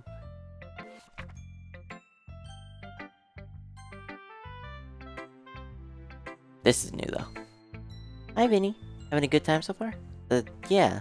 Good, glad to hear it. By the way, since you're new and everything, you ever have any suggestions for the club, like new activities, things we could do better? I'm always listening. Don't be afraid to bring things up, okay? Alright, I'll keep that in mind. Of course, I'll be afraid to bring things up. I'm much better off going with the flow until I'm more settled in. Anyway, want to share your poem with me? It's kind of embarrassing, but I guess I have to. Don't worry, we're all a little embarrassed today, you know? But it's that sort of barrier that we'll all learn to get past soon. Yeah, that's true. I like it. A lot cuter than I expected. Oh, jeez. No. Kinda makes me think of something Natsuki would write. She's a good writer, too. So take that as a compliment. If you say so. Yep. If you're interested in Natsuki...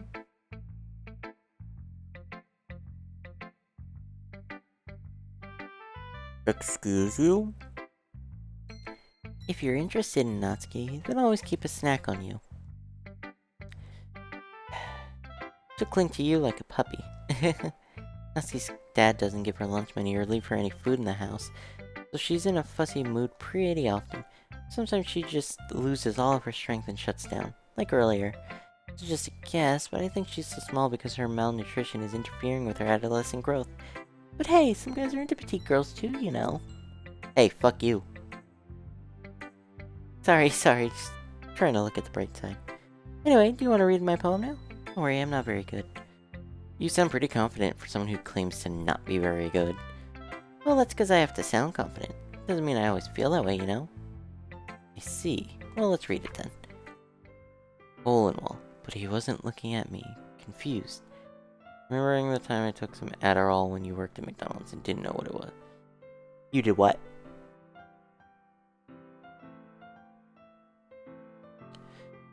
But he wasn't looking at me, confused. I frantically glance at my surroundings, but my burned eyes can no longer see color. Are there others in this room? Are they talking? Or are they simply poems on flat sheets of paper? Sound of frantic scrolling playing tricks in my ears? The room begins to crinkle, closing in on me. The air I breathe dissipates before it reaches my lungs. I panic. There must be a way out. It's right there. He's right there. Swallowing my fears, I brandish my pen. So, what do you think? Very freeform if that's what you got. Okay, this part's skippable. Phew, I guess that's everyone. Let's around the room. It was a little more stressful than I anticipated. It's as if everyone is judging me for my mediocre abilities. Someone offered you some and you took it, didn't say what it was, but felt like you were moving double your speed that entire day. Oof. Even if they're just being nice, there's no way my poems can stand up to theirs. This is a literature club after all. I sigh. Guess that's what I ended up getting myself into. Across the room, Monica is writing something in her notebook. My eyes land on Yuri and Natsuki. They gingerly exchange sheets of paper, sharing their respective poems. As they read in tandem, I watch each of their expressions change. Natsuki's eyebrows furrow in frustration, meanwhile Yuri smiles sadly. What's with this language, eh? Did you see? Oh, there you are.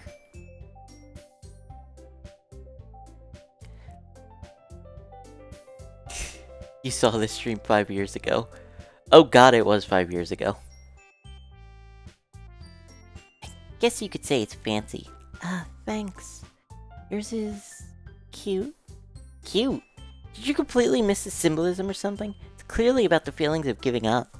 How could that be cute? I know that. I just meant the language, I guess. Trying to say something nice. Eh? You mean you have to try that hard to come up with something nice to say? Thanks, but it doesn't really come out nice at all. Well, I do have a couple suggestions. If I was looking for suggestions, I would have asked someone who actually liked it. Which people did, by the way. Monica liked it, and Vinny did too. So based on that, I'll gladly give you some suggestions of my own. First of all, excuse me, I appreciate the offer, but I've spent a long time establishing my writing style. I don't expect it to change anytime soon, unless, of course, I come across something particularly inspiring. Which I haven't yet. Vinny liked my poem too, you know. He even told me he was impressed by it. Oh? I didn't realize you were so invested in trying to impress our new member, Yuri. Huh? That's not what you're just... Maybe you're just jealous that Vinny appreciates my advice more than he appreciated yours. And how do you know he didn't appreciate my advice more? Are you that full of yourself? No. If I was full of myself, I would deliberately go out of my way to make everything I do overly cutesy. Well, you know what? I wasn't the one whose boobs magically grew a size bigger as soon as Vinny started showing up. Natsuki! Natsuki, that's a little... This doesn't involve you! Taking out your own insecurities on others like that. You really act as long as you look, Natsuki. Me? Look who's talking, you wannabe edgy bitch! Edgy? Sorry that my lifestyle is too much for someone of your mental age to comprehend. See? You just saying that proves my point. Most people learn to get over themselves after they graduate middle school, you know. You want to prove anything that's not harassing others when your sickening attitude. You think you can counterbalance your toxic personality just by dressing and acting cute? The only cute thing about you is how hard you try. Whoa, be careful, you might cut yourself on that edge, Yuri. Oh, my bad, you already do, don't you? Did you just accuse me of cutting myself? What the fuck is wrong with your head? Yeah, go on. Let Vinny hear everything you really think. I'm sure he'll be head over heels for you after this. Suddenly, Yuri turns towards me as if she just noticed I was standing there. Vinny, She's just trying to make me look bad. That's not true. She started it.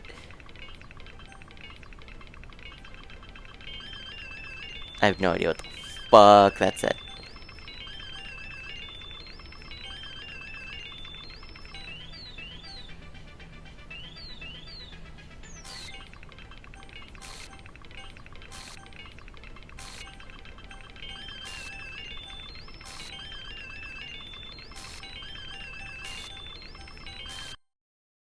Just Monica.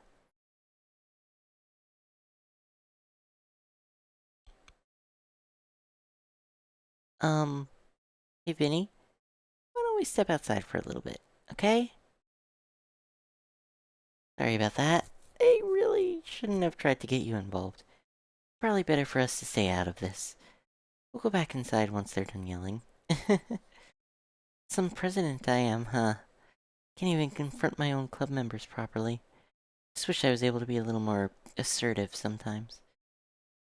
Well, I could teach you some ways to practice assertiveness, including stepping on the beach. Do.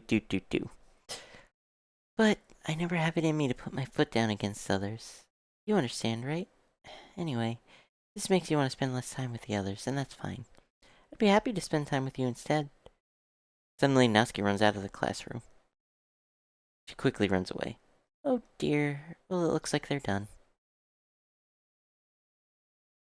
I didn't mean it. I didn't mean it. I didn't mean it. Yuri is rocking back and forth in her desk with her palms on her forehead. Yuri? I didn't mean it. I believe you. I've no idea what Yuri might have said to Natsuki. Or did. Vinny, please don't hate me, please. I'm not like this. There's something wrong with me today. It's fine, Yuri. We know you didn't mean it. Besides, I'm sure Natsuki will forget all about it by tomorrow. Completely. Anyway, the meeting is over, so you could go home now if you want. Yuri looks at me as if she wants to say something, but she keeps glancing at Monica. You can go first, Monica. I'd like to stay a little bit longer. I'm the president, so I should be the last one out. I'll wait for you to be done. Well, I'm vice president, so please let me take that responsibility today. Kinda sounds like you don't want me around for something, Yuri. It's not that. I just didn't get much of a chance to discuss my book with Vinny. It would just be embarrassing with you listening. I guess I don't really have a choice, do I? Sorry for causing trouble. Broken. Anger. Poof. Vanilla. Mouse. Whisper. Shiny. Clouds. Giggle. Wonderful. Clumsy. Joy. Oh, really? That was... okay. Raindrops. Really? Okay. Twirl. Romance. Aura. Oh. Determination. Fantasy. Lucky. Passion. Cutting gives her joy. Another day passes and it's time for the club meeting already. Been a little more comfortable here over the past couple days. Entering the club room, the usual scene greets me. Welcome back, Vinny. Ah, hi Yuri. I'm not sure if it's me or if it's Yuri's expression, but the weight of yesterday's quarrel still hangs in the air a little. Yuri glances over her shoulder, looking around the room. Natsuki is reading manga at a desk. Surprisingly, Monica isn't here yet. Suddenly, Yuri takes my arm and pulls me to the corner of the room. About yesterday, I really need to apologize. Nothing like that has ever happened before. Something just came over me, I guess. I wasn't acting mentally sound. Please don't think we're usually like this. Not just me, but Natsuki as well. Yuri, I'm happy that you were considerate and apologized. You don't have to worry too much. Even though I've only been here a couple of days, I could tell something was off yesterday. Maybe we were just a little extra sensitive because it was our first time sharing poems. But whatever it was, it didn't make me think any less of you. I'd already decided that there's no way you could be a bad person. Now that you're apologizing, I know you really didn't mean it. Whatever happened. Don't say those kinds of things so frankly. Make me a little too happy. Really glad that you're such an understanding person. I'm really glad that you joined this club. Everything is a bit brighter with you around and, sorry, what am I saying right now? Hey, have you guys seen Monica? No, I haven't. I was also kind of wondering where she was. Man, Yuri, I'm guessing you haven't either? Yuri is clearly taken aback by how calmly Natsuki is addressing her. No, I haven't. Jeez, this isn't like her at all. No, it's stupid, but I can't help but worry a little bit. What? Why are you looking at me like that? Natsuki, about yesterday. I just wanted to apologize. I promise I didn't mean any of the things I said. And I'll do my best to stay under control from now on. So... Yuri, what the heck are you talking about? Did you do something yesterday? Huh? Jeez. Whatever's on your mind, I'm sure it was nothing. I don't even remember anything bad happening. You're the kind of person who worries too much about the little things, aren't you? But I'll accept your apology anyway if it helps you feel better about it. Besides, it's kinda nice to hear since I was always afraid you secretly hated me or something like that. No, not at all. I don't hate you. Well, you're kinda weird, but I don't hate you either. Natsuki turns to me. You're still on trial, though. Hey! Suddenly, the door swings open. Sorry, I'm super sorry. Ah, there you are. I didn't mean to be late. Hope you guys weren't worried or anything. Nah. Well, Natsuki was. I was not!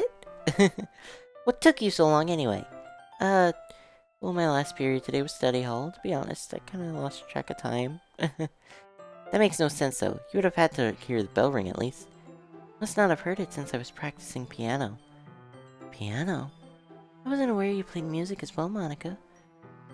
Don't give me more credit than I deserve. I guess I've been practicing for a while, but I'm still not really good yet. Still, that must require a lot of dedication, so I'm still impressed. Oh, well thanks, Yuri. You should play something for us sometime. That's... Yes, I know. Every day, I imagine a future where I can be with you. Do-do-do-do-do-do-do. Yes, I've heard it. Remember, I have played this game before. That's why I took off the no spoilers for this. Monica looks at me. Well, I'm working on writing a song, but it's not quite done yet. Maybe once I get a little better, I will. That sounds cool. I look forward to it. Is that so? In that case, I'm gonna let you down. I didn't mean any pressure or anything like that. Don't worry. I was hoping that I could share it with you anyway. Guess that's why I've been practicing so much recently. I see. I'm not sure if Monica was referring to the whole club or just me. Bro, it is just you. You may not have realized this, but Monica... In that case, best of luck. Thanks. So, I didn't miss anything. No, not really. Chose not to bring up the three of us. Anything that the three of us talked about. Besides, Natsuki's already run off into the closet. Vinny, since your compliments put me in a good mood, I was wondering if you'd like to spend time together today? I mean in the club. I suppose so. I don't think I could say no to you after you gave that book to me. Well, I guess I need to make sure Natsuki isn't waiting for me. After we finished reading yesterday, She's fine. She's reading over there, see? Don't think about her so much. She's used to being ignored. Come on, we're going over there.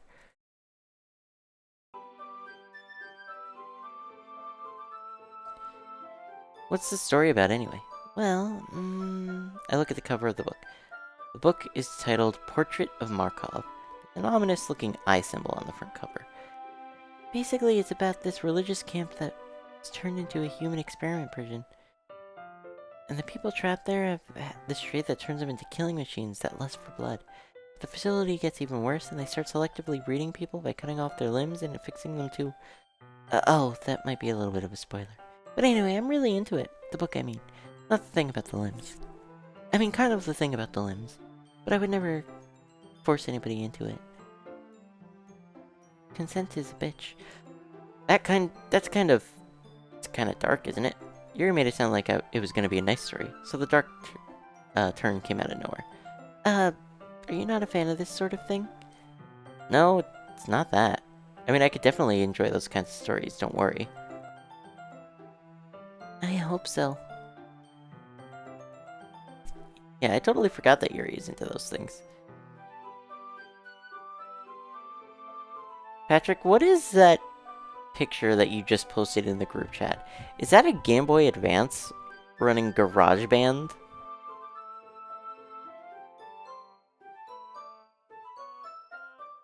Is that what I am seeing?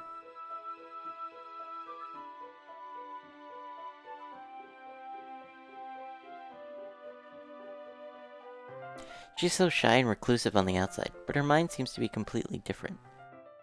It's just that this kind of story is the kind that challenges you to look at life from a strange new perspective. And horrible things happen not just because someone wants to be evil, but because the world is full of horrible people and we're all worthless anyway. And suddenly, yay. I'm rambling, aren't I? Not again. Sorry. Some random photo that's buried in your 10,000 plus photos and videos on your phone. Goddamn. Hey, don't apologize. I haven't lost interest or anything. Well, I guess it's alright then. But I feel I should let you know that I have this problem. When I let things like books and writing fill my thoughts, my whole body I have no idea what that said. I kind of forget to pay attention to other people. So I'm sorry if I end up saying something strange. Please stop me if I start talking too much. That's... Honestly, I don't think you need to worry. It just means you're passionate about reading. The least I could do is listen. It's a literature club after all. Well, that's true. In fact, you might as well get started reading it, right? Yes. I mean, you don't have to, but... What are you saying? Let me just get the book. Quickly retrieve the book that I put in my bag. Alright, it's fine if I sit here, right? I slip into the seat next to Yuri's. Yeah. Are you sure? You seem a little apprehensive. I'm sorry. It's not that I don't want you to. It's just something I'm not very used to. That is, reading in company with someone. I see. Well, just tell me if I end up distracting you or anything. Alright. From the book, start the prologue. I soon understand what Yuri means about reading in company. As if I could... Oh my gosh. It's as if I could feel her presence over my shoulder as I read. It's not a particularly bad thing, maybe a little distracting, but the feeling is somewhat comforting. Yuri is in the corner of my eye. I realize that she's not actually looking at her own book. I glance over. It looks like she's reading from my book instead. Sorry, I was just bathing... Something? What? I swear to God that just said bathing.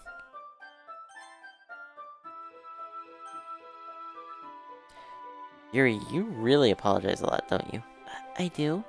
I don't really mean to. Sorry. I mean... Here, this should work, right? Beside my desk until it's up against Yuri's, then hold my book more between the two of them. I suppose so. Yuri timidly closes her own copy. Once we each lean in a little bit, our shoulders are almost touching. Feels like my left arm is in the way, so instead I use my right hand to hold the book open. I guess that makes it a little difficult to turn the page. Here. Yuri takes her left arm and holds the left side of the book between her thumb and forefinger. I do the same with my right arm on the right side of the book. That way, I turn a page, and Yuri slides it under her thumb after it flips to her side. But in holding it like this, we're huddled even closer than before. It's actually kind of distracting me. It's as if I could feel the warmth of Yuri's face, and she's in the corner of my vision. Are you ready? To turn the page? Sorry. I think I got a bit distracted for a second. Glance over at Yuri's face again, and our eyes meet. I don't know how I'll be able to keep up with her. That's okay. You're not used to reading, are you? I don't mind being patient if it takes you a bit longer. It's probably the least I could do. Since you've been so patient. You know what it is? The voice I've been doing for Yuri. Oh my god. I have to, like, raise the pitch of my voice a little bit. And in doing that, the way that I'm doing it kind of restricts airflow a little. Which is fine, because I'm still getting some air, but it's making me yawny. Since you've been so patient with me. Yeah, thanks. We continue reading. Yuri no longer asks me if I'm ready to turn the page. Instead, I just assume that she finishes the page before me, so I turn it by my own volition. We continue the first chapter in silence. Even so, turning each page almost feels like an intimate exchange. My thumb gently letting go of the page, letting it flutter over to her side as she catches it under her own thumb. Hey, Yuri. This might be a silly thought, but the main character kind of reminds me of you a little bit. Huh?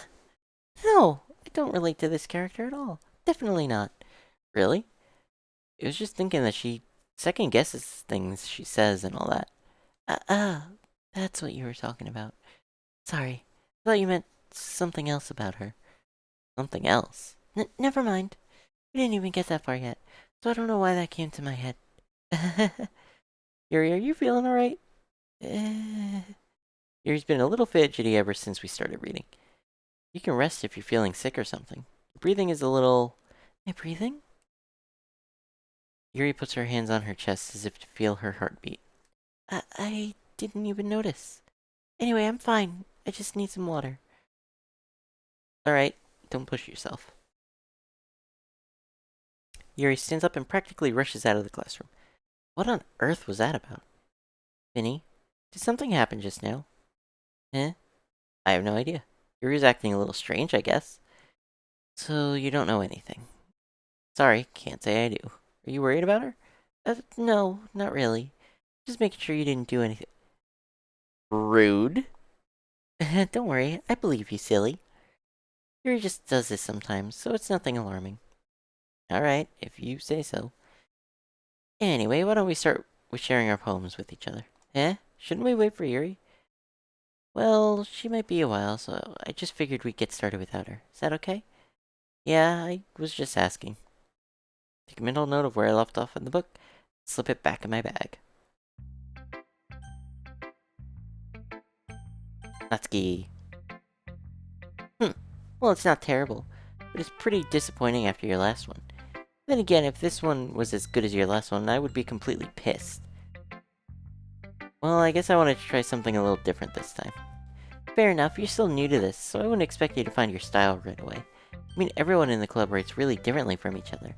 Maybe you'll find a little influence from all of us. For instance, I noticed that you were spending some time with Yuri today. Not that I care who you spend your time with. After all, I was taught never to expect anything from anybody. It's not like I was waiting for you or anything, baka. So, Dill, you should at least look over my poem. You'll probably be able to learn something from it.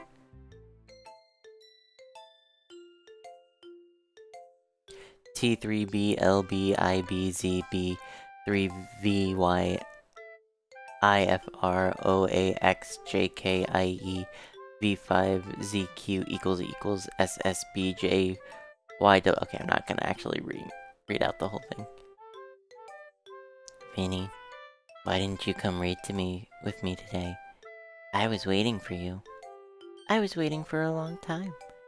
The only thing I had to look forward to today. Why did you ruin it? Do you like Yuri more? Do you think I think you're better off not associating with her. Are you listening to me? Yuri is a sick freak. That should be obvious by now. Just play with me instead. Okay.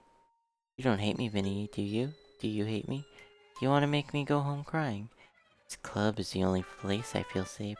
Don't ruin that for me. Don't ruin it, please. Just stop talking to Yuri. Play with me instead. It's all I have. Play with me.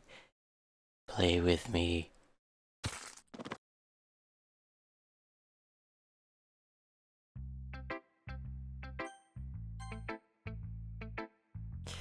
Hi again.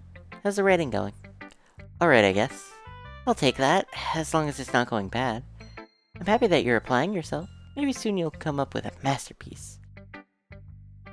I wouldn't count on that. You never know. Want to share what you wrote for today? Sure, here you go. Alright, great job. I was going ooh in my head while reading it. It's really metaphorical. I'm not sure why, but I didn't expect you to go for something so deep. I guess I underestimated you. It's easiest for me to keep everyone's expectations low. That way it always counts when I put in some effort. That's not very fair. Well, I guess it worked anyway. You know that Yuri likes this kind of writing, right? Maybe writing that's full of imagery and symbolism? Sometimes I feel like Yuri's mind is just totally detached from reality. I don't mean that like it's a bad thing, though. Sometimes I get the impression that she's just totally given up on people.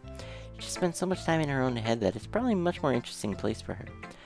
That's why she gets so happy when you treat her with a lot of kindness. I don't think she's used to being indulged like that. She must be really starved for social interaction, so I don't blame her for coming out a little strongly. Like earlier, I think if she gets too stimulated, she ends up withdrawing and looking for alone time. Suddenly the door opens. Yuri! I'm back. Did I miss anything? Not really. Patrick, you gotta remember, I didn't go for the harem. I went for Sayori. Well, we all started sharing our poems with each other. Eh? Already? I'm sorry for being late. No need to apologize. We still have plenty of time, so I'm more glad that you took all the time you needed. Alright. Thanks, Monica. Suppose I should go get my poem now. But anyway, you want to read my poem now? I like the way this one turned out, so I hope you do too. Save. Wake me up inside, can't wake up. Wake me up and save me. The colors, they won't. Bright, beautiful colors, flashing, expanding, piercing, red, green, blue, Pokemon. And endless cacophony of meaningless noise. The noise, it won't stop. Violent, grating. What is that? Oh, waveforms. Squeaking, screeching, piercing, sine, cosine, tangent. Like playing a board on a turntable. Like playing a knife on a breathing rib. What the fuck? Endless poem of meaning. Sorry, I know it's kind of abstract. I'm just trying to, well, never mind. There's no point in explaining. Anyway, here's Monica's writing tip of the day. Sometimes you'll find yourself facing a difficult decision. When that happens, don't forget to save your game. You never know when Who am I talking to? Can you hear me? Tell me if you can hear me. Anything? Please help me. That's my advice for today. Thanks for listening. I guess all that's left is Yuri. I've been waiting for this. Time for an all-out attack. I like just holding it. I mean, the poem turned out good. It's, well, there are some things that you could work on, but that doesn't really matter. Feels like anything written by you is a treasure. That came out a little awkward. Let's move on. Here's a poem I wrote. You don't have to like it or anything. Wheel. Rotating wheel, turning on axle, grinding, bolt head, linear gearbox. Falling sky, 7 holy stakes, a docked ship, a portal to another world, a thin rope tied to a thick rope, a torn harness, parabolic gearbox, expanding universe, time controlled by slipping cogwheels, existence of God, swimming with open water in all directions, drowning. A prayer written in blood, a prayer written in time-devouring snakes with human eyes, a thread connecting all living human eyes, a kaleidoscope of holy stakes, exponential gearbox, sky of exploding stars, God disproving the existence of God, a wheel rotating in 6 dimensions, 40 gears and a ticking clock, a clock that ticks out. Fuck you.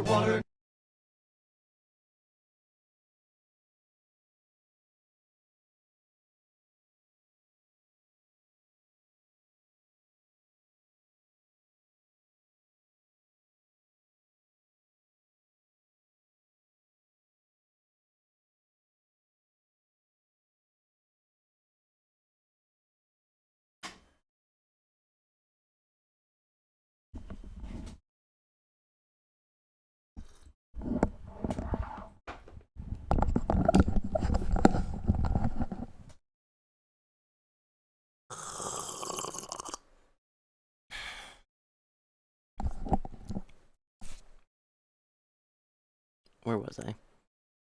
40 gears and a ticking clock. A clock that ticks 1 second for every rotation of the planet. A clock that ticks 40 times every time it ticks every second time. A bolthead of holy stakes tied to the existence of a docked ship to another world. A kaleidoscope of blood written in clocks. A time-devouring prayer connecting a sky of 40 gears and open human eyes in all directions. Breathing gearbox, breathing bolthead, breathing ship, breathing portal, breathing snakes, breathing god, breathing blood, breathing holy stakes, breathing human eyes, breathing time, breathing prayer, breathing sky, breathing wheel. Ah. It does not.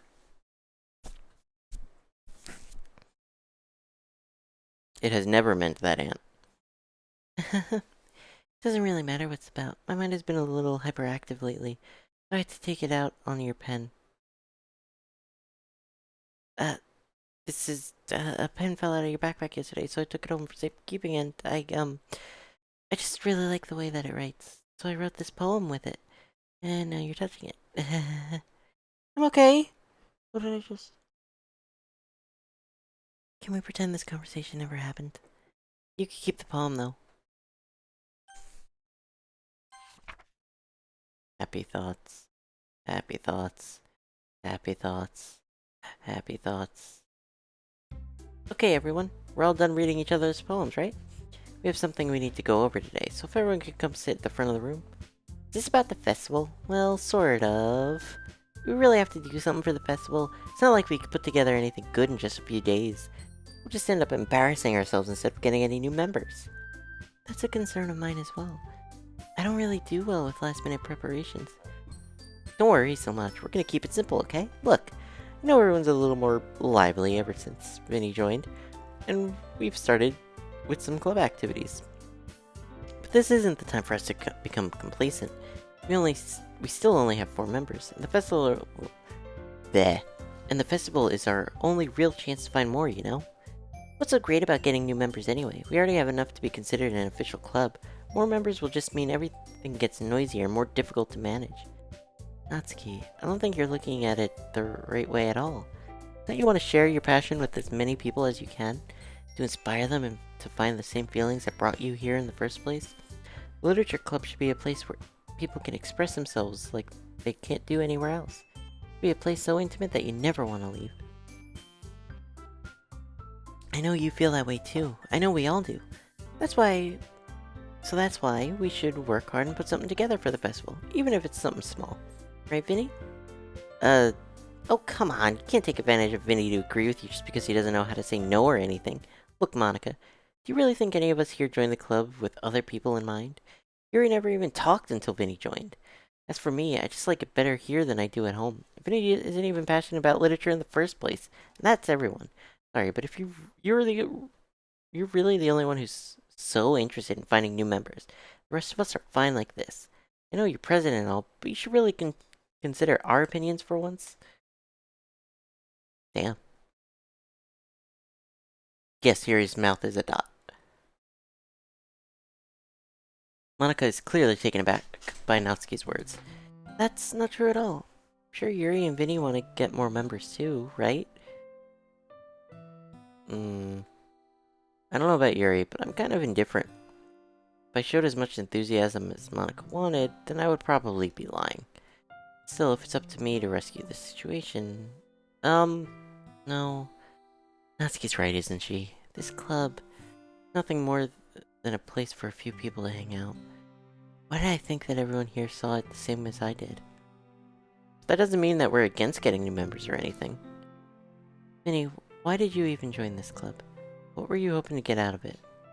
Well, it's not really something I could be honest about, is it? In fact, I remember, you weren't even given a choice not to join. Monica sits down and stares at her desk. What's the point of all this anyway?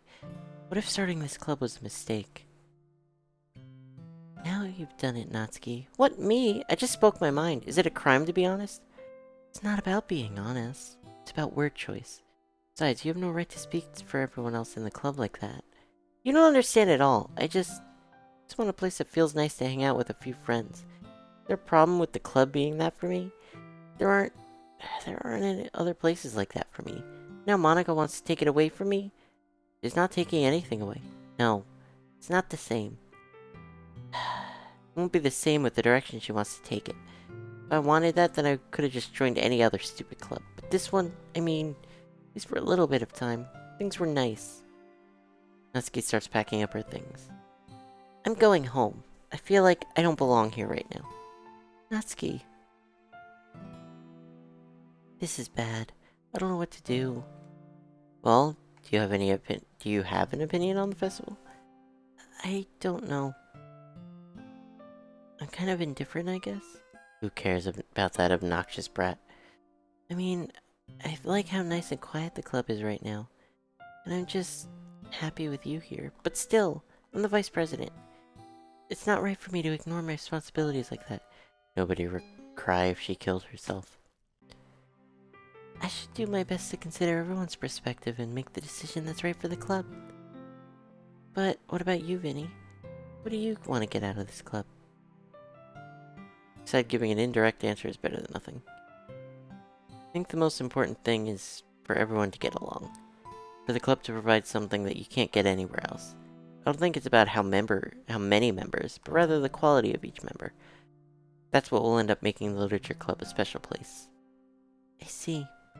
I really agree with you. Each member contributes their own qualities in a special way. With each change in members, the identity of the club as a whole will change. Well, yeah. We fucking fell apart in 2 days with the, without depression. I don't think it's necessarily a bad thing, stepping out of your comfort zone once in a while.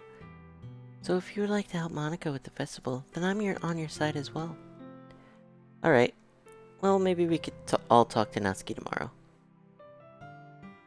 Hey, Yuri. I know things were a little awkward yesterday, but I feel like you deserve that. I still think you're a wonderful vice president, and also a wonderful friend. Monica, I want to do everything I can to make this the best club ever, okay? Me too. Yeah. Let's all go home for today. We'll talk about the festival tomorrow. Okay. I look forward to it. Shall we go? Please don't take this the wrong way, but I'm gonna chat a little bit with Vinny before we leave. See what he thinks of his time here and all that. It's important to me, as president. Yuri looks a little troubled, but she doesn't protest. Okay. I trust your judgment, Monica. In that case, I'll see the two of you tomorrow. See you tomorrow! Monica waves as Yuri exits the classroom. Things have been a bit hectic lately, haven't they? Vinny, I just wanted to make sure you're enjoying this time at the club. I would really hate to see you unhappy. I feel kind of like I'm responsible for that as president. And I really do care about you, you know? I don't like seeing the other girls give you a hard time. How mean Natsuki is and everything, and Yuri being a little bit... you know. Sometimes it feels like you and I are the only real people here. You know what I mean? It's weird, because in all the time you've been here, we've hardly gotten to spend any time together. I mean... I guess it's technically only been a couple of days. Sorry, I didn't mean to say something weird. Yeah, there are just some things I've been hoping to talk about with you. Things I know only you could understand. Wait, not yet. No, stop it!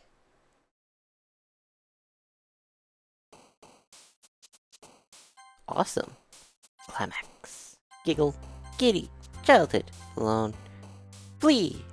Essence. Melody. Shiny. Headphones. Electricity. Bed. Anger. Lucky. Candy. Fine? Hi,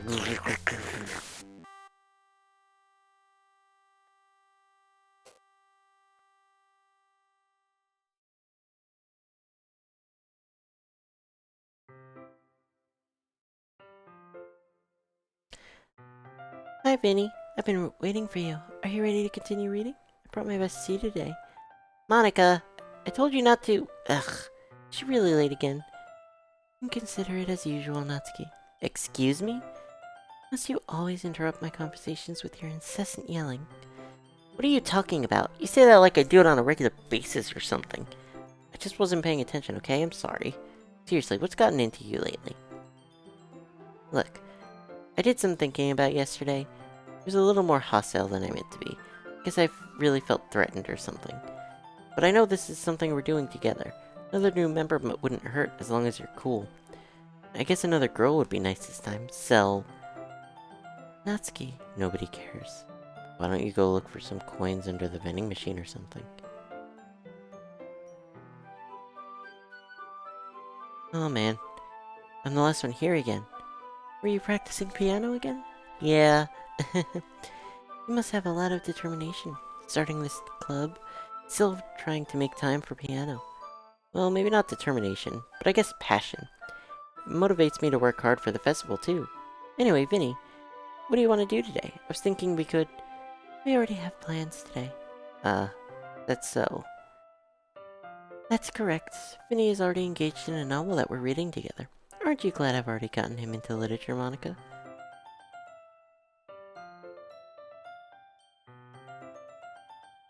I suppose. I was just... Actually, it doesn't matter. It really doesn't. You guys can do whatever you want. Yes.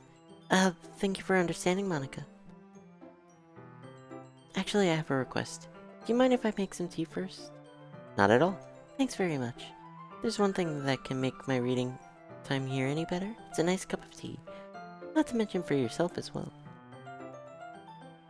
Small water pitcher from the shelf. Kind of with a filter inside. Can you hold this for a second? Sure. He hands me the water pitcher and also fetches the electric kettle. I'm gonna plug this in at the teacher's desk and then I'll go get some water. He walks past me and sets the kettle down on the teacher's desk. I simply watch her movements. To my surprise, the way she moves really contrasts her speaking mannerisms, especially because of her long legs. Yuri appears elegant and methodical. Okay, may I have the water pitcher? Thanks, I'll be right back. I may as well walk with you. That's okay. You stay here. I won't take long. Pitcher in hand, Yuri hurries out of the classroom. Did Yuri leave you again? No, it's not like that this time. She's just filling up the water pitcher to make tea. Oh, okay. Sorry for misunderstanding. 10 minutes pass. Yuri said it wouldn't take long. Something holding her up. We're just waiting here, so I decided to go look for her. Let's see. The most logical place would be the nearest water fountain. Start heading down the hallway.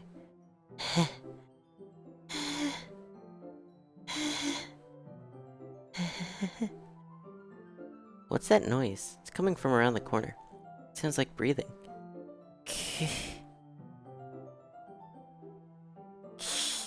Sharp inhale, like someone is sucking in the air through their teeth. Are they in pain? I reach the corner and peer around it. Yuri?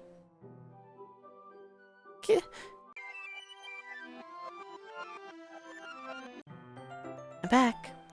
Thanks for waiting patiently. Vinny, do you like oolong tea? Yeah. Anything is fine. Very well. Yuri sets the temperature on the kettle to 200 degrees. Now it's time to get the teapot. You really do this properly, don't you? Of course. I shouldn't do any less when I'm making tea for others. Even if I'm not an expert on tea or anything? In that case, you'll only be even more impressed. Perhaps I will. Yuri fetches the teapot, begins measuring the tea leaves. To my surprise, she even starts humming a little to herself. You must be in a good mood now. Is that so? I was letting it show, and you noticed. I was doing a bit of thinking, and I decided I would try to expressing myself a little more. Turns out it's not very hard for me to do. When it's you who's around anyway. That's great, Yuri. Just don't push yourself too much. You're always worrying about me, Vinny. Very endearing. Yuri wasn't kidding. I don't even know if I could keep up with this. Watch Yuri pour a cup of tea for each of us. Vinny, I have another request. You mind if we sit on the floor today? Why's that? It's a little bit easier on my back. I can read with my back against the wall rather than bending over at my desk. Oh, sorry, I didn't realize. No worries. I just have back pain fairly regularly, so I do my best to manage it. That's so. I wonder why that is. It's most likely because your posture, right? Always hunched over like that while reading? Yes! I have terrible reading posture. Well, that's why we should sit on the floor. Fair enough. She's got some big bahonkadonkaroos. That's it. That's the statement. I'll go ahead and get the book. I retrieve the book from my bed. I have some chocolate as well. It's a bag of small chocolate candies. I take it, since it'll go well with the tea. Yuri and I then sit against the wall, teacups at our sides. As if in sync, we assume the same reading position as last time, each one holding on to half the book. This time, our bodies are even closer to each other. I can't see too well. Yuri slides closer until our shoulders are touching. How am I supposed to focus on reading like this?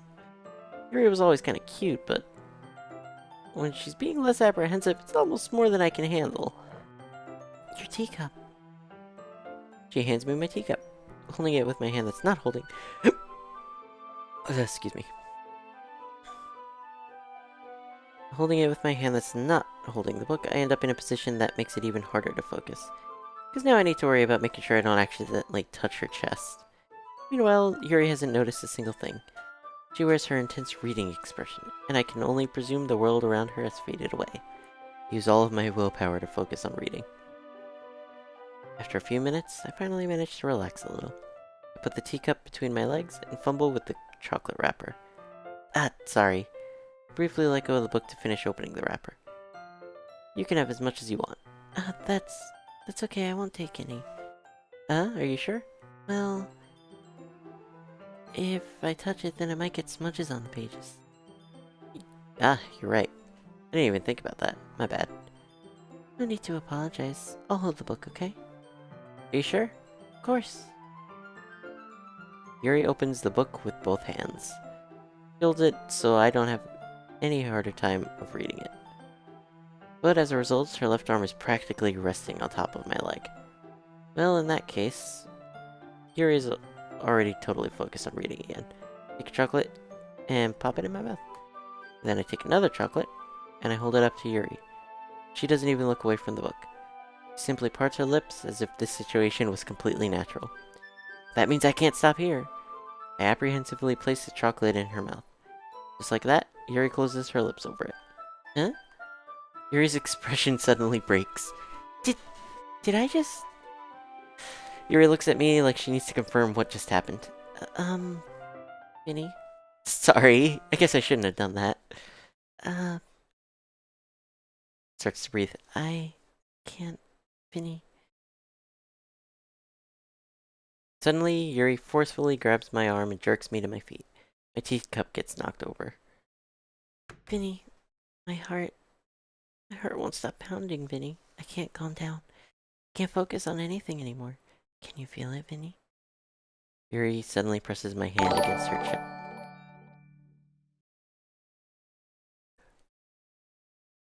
What is it?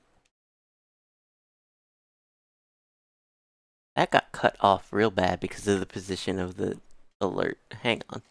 1 second. Alert box.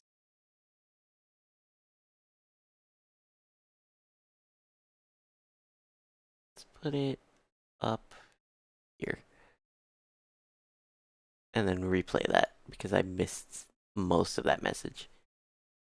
Hey everybody, I sneak sometimes here, and welcome back to my Let's Play of Vin Vin Bangarang.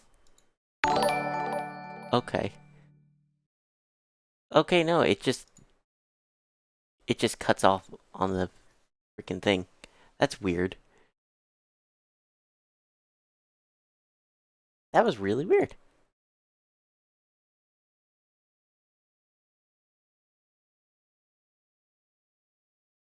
I've watched enough hentai to know where this comes next. Yuri suddenly presses my hand against her chest. Why is this happening to me? I feel like I'm losing my mind. I can't make it stop. It makes me not want to read. I just want to look at you.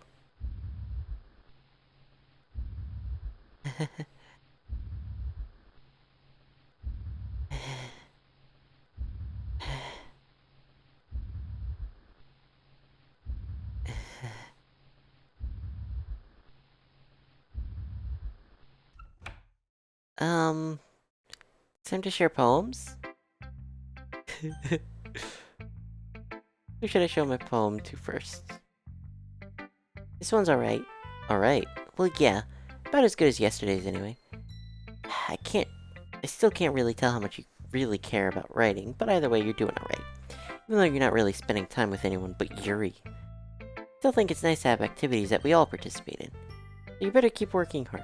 I mean, I know I'm not president or vice president or anything, but that doesn't mean you can let me down, okay? But at least read mine too for now.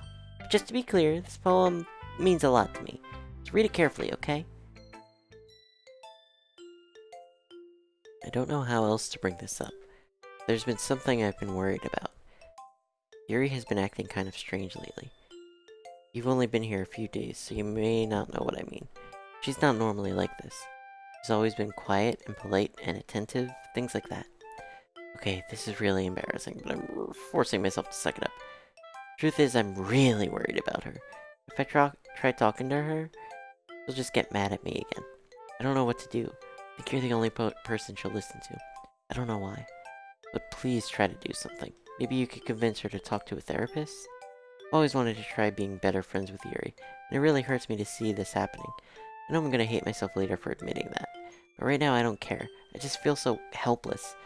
Please, if you could do something to help, I don't want anything bad to happen to her. I'll make you cupcakes if I have to. Just please try to do something. As for Monica, I don't know why, but she's been really dismissive about this. Like she just wants us to ignore it. So I'm mad at her right now.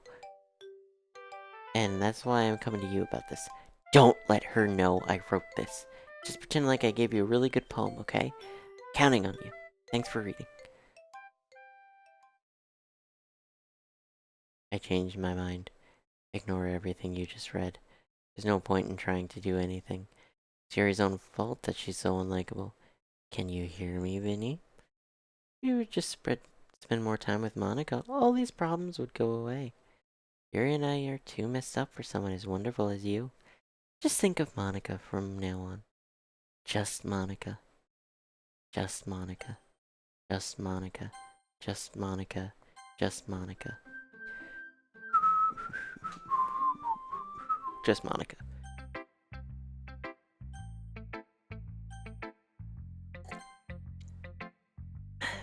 Finally! Yuri holds my poem to her face and takes a deep breath. I love it. I love everything about it. Vinny, I want to take this home. Will you let me keep it, please? Sure, I don't care. You're too nice to me, Vinny. I've never met anyone as nice as you. I could die. Not really, but I just don't know how to describe it. It's okay to be feeling this way, right? Not bad, right? Yuri holds my poem to her chest. I'm gonna take this home and keep it in my room. Hope that it makes you feel good when you think about me having it. I'll take good care of it. I'll even touch myself while reading it over and over. I'll give myself paper cups so your skin oil enters my bloodstream. You can have my poem too. Besides, after you read it, I know you're gonna really want to keep it. Here, take it. I can't wait any longer. Hurry, read it. That is so fucking poor handwriting. I cannot. I see easygoing is a word, but that's the only word I've been able to make out.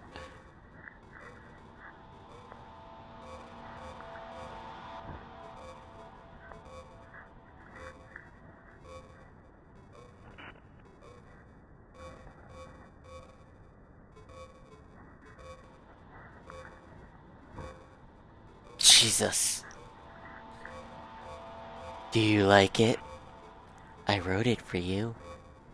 Guess you can tell the poem is about... More importantly, I've endowed it with my scent. Dear, aren't I the most thoughtful person in the club? I think I'm gonna vomit.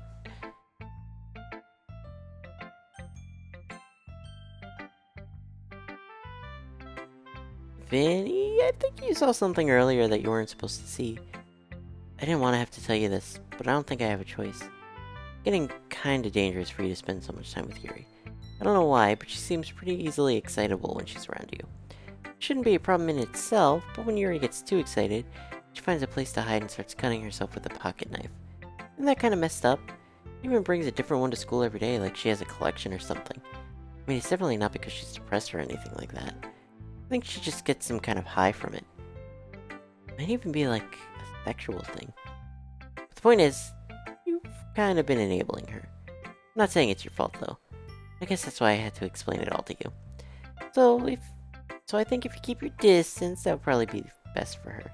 While you're at it, don't be shy to spend a little more time with me. Put it lightly, I at least have it together in the head, and I know how to treat my club members. Anyway, I guess we won't worry about your poem. You should have at least had the courtesy of letting you finish sharing it before taking it. Well, whatever. If it makes her happy, I won't stop her. As for mine, I worked really, really hard on this poem, so, hope that it's, effective. Here goes. Jeez, that really startled me. Well, I guess I kind of messed up at, writing this poem. I was just trying to... never mind. Let's move on.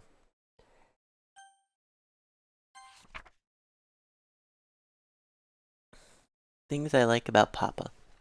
I like when Papa comes home early. I like when Papa cooks me dinner. I like when Papa gives me an allowance.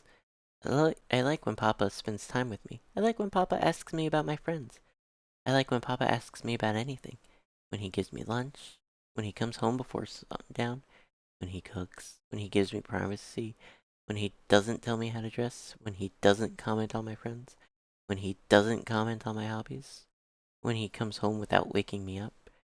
When he keeps food in the house. When he uses his inside voice. When he leaves my stuff alone. When he accidentally drops coins in the couch. When he's too tired to notice me. When he's too tired for anything. I like when Papa too tired for anything.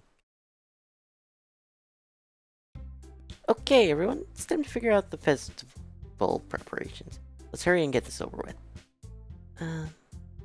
Stagnating air is common foreshadowing that something terrible is about to happen. Look, can we just get this done? I'm gonna be printing and assembling all the poetry pamphlets. Natsuki, you can make cupcakes. I know you're at least good at that. Yuri, you can... well, it doesn't matter. Do whatever you want as long as you think it'll help. Monica, I'm not useless, you know. I know that. I already know what I like to do. You can't run a successful poetry event without having the right atmosphere for the occasion. I'm gonna make decorations and set up some nice mood lighting. There, see? That's a great idea. And that gives us all something to do. Huh? What about Vinny? Vinny's gonna help me. Wait, you? You have the easiest job, Monica. Sorry, but that's just how it is. Like hell it is. What are you trying to pull? I agree with Natsuki. Not only is your work already the most suitable for one person, but my task is laborious enough to benefit from an extra pair of hands. Mine too. What, your cupcakes? Please. Like you would fucking know? All you care about is dragging Vinny around with you and your stupid books. You and Monica. Hey, I didn't even do anything. Okay, why not let Vinny G decide who to help instead of abusing your power? I'm not abusing my power. Yes, you are, Monica. Just let Vinny make the choice. Okay, fine. Jeez. Vinny, I know how fed up you are with these two by now. We could just... Natsuki, shut your fucking mouth and let him decide for himself. You shut your mouth! For God's sake, this is never gonna end. Just make the choice, okay?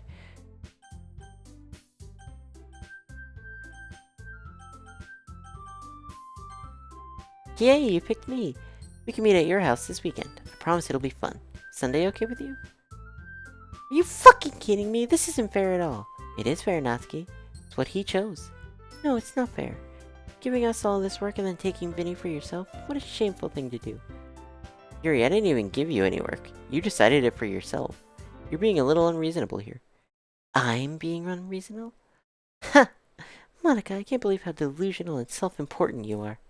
Pulling Vinny away from me every single time you're not included in something? Are you jealous? Crazy? Maybe you just hate yourself so much that you've taken it out on others. Here's a suggestion. Have you considered killing yourself? It'd be beneficial for your mental health. Yuri, you're scaring me a little. Natsuki, let's just go. I don't think she wants us around right now. See, that wasn't very hard. All I want is to spend a little time with him. Is that so much to ask? Yuri follows Monica and Natsuki to the door. Hey, Vinny? Yuri is really something, isn't she? Monica giggles as Yuri pushes her out the door. Finally. This is really all I wanted. Vinny, there's no need to spend the weekend with Monica. Don't listen to her. Just come to my house instead.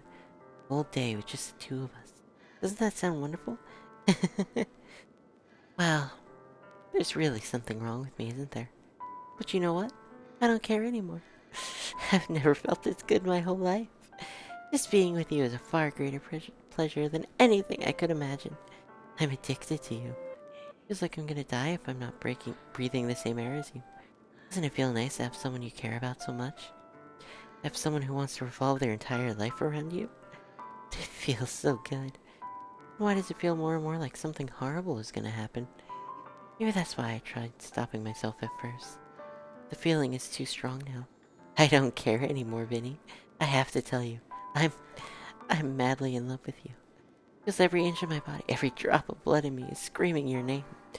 I don't care what the consequences are anymore. I don't care if Monica is listening. Please, just know how much I love you. I love you so much that I even touched myself with the pen I stole from... That seems... dangerous. I just want to pull your skin open and crawl inside of you. I want you all to myself, and I will be only yours. Doesn't that sound perfect? Tell me, Vinny. Tell me you want to be my lover. Do you accept my confession? No.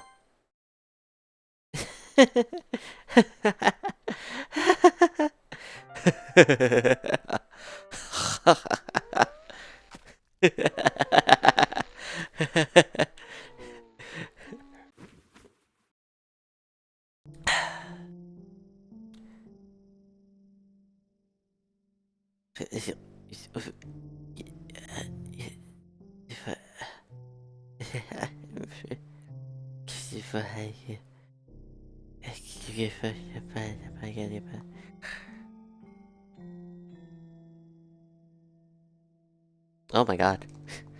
I forgot how long this is. Oh, what is this?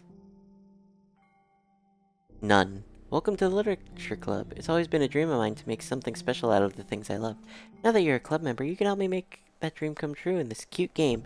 Every day is full of chit-chat and fun activities with all my adorable and unique club members.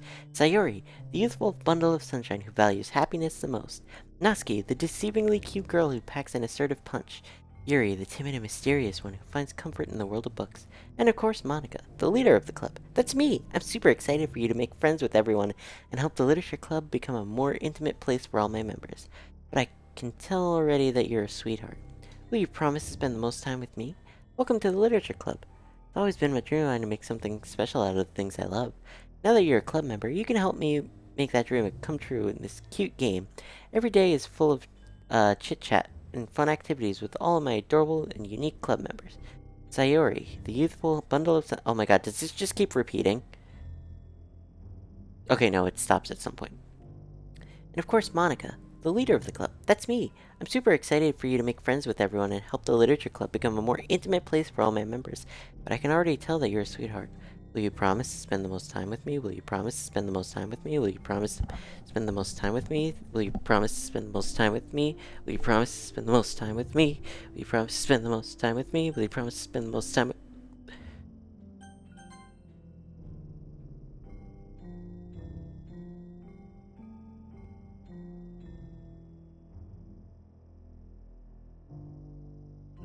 I can't skip this. Oh, okay, there we go.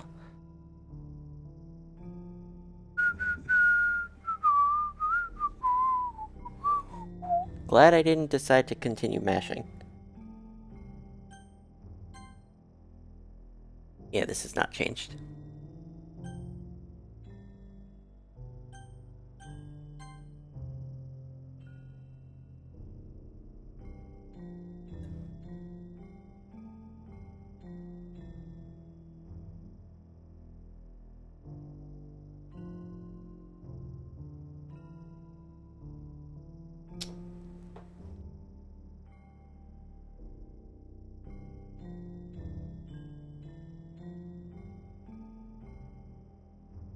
We were stuck here in a dialogue box. Alright, it's festival time. Wow, you got here before me? I thought...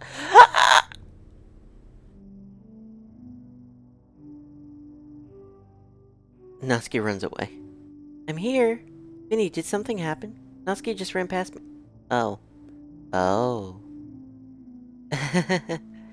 Well, that's a shame.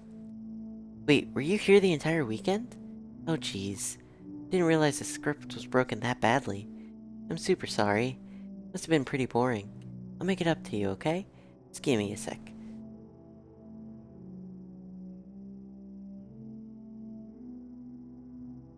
I'm almost done. Just want to have a cupcake real quick. Monica lifts the foil from tray and takes a cupcake. Seriously, these are the best. Really just had to have one since it's the last time I'll ever get the chance to. You know, before they stop existing and everything. But anyway, I really shouldn't be making you wait any longer. Just bear with me, okay? It'll only take a second.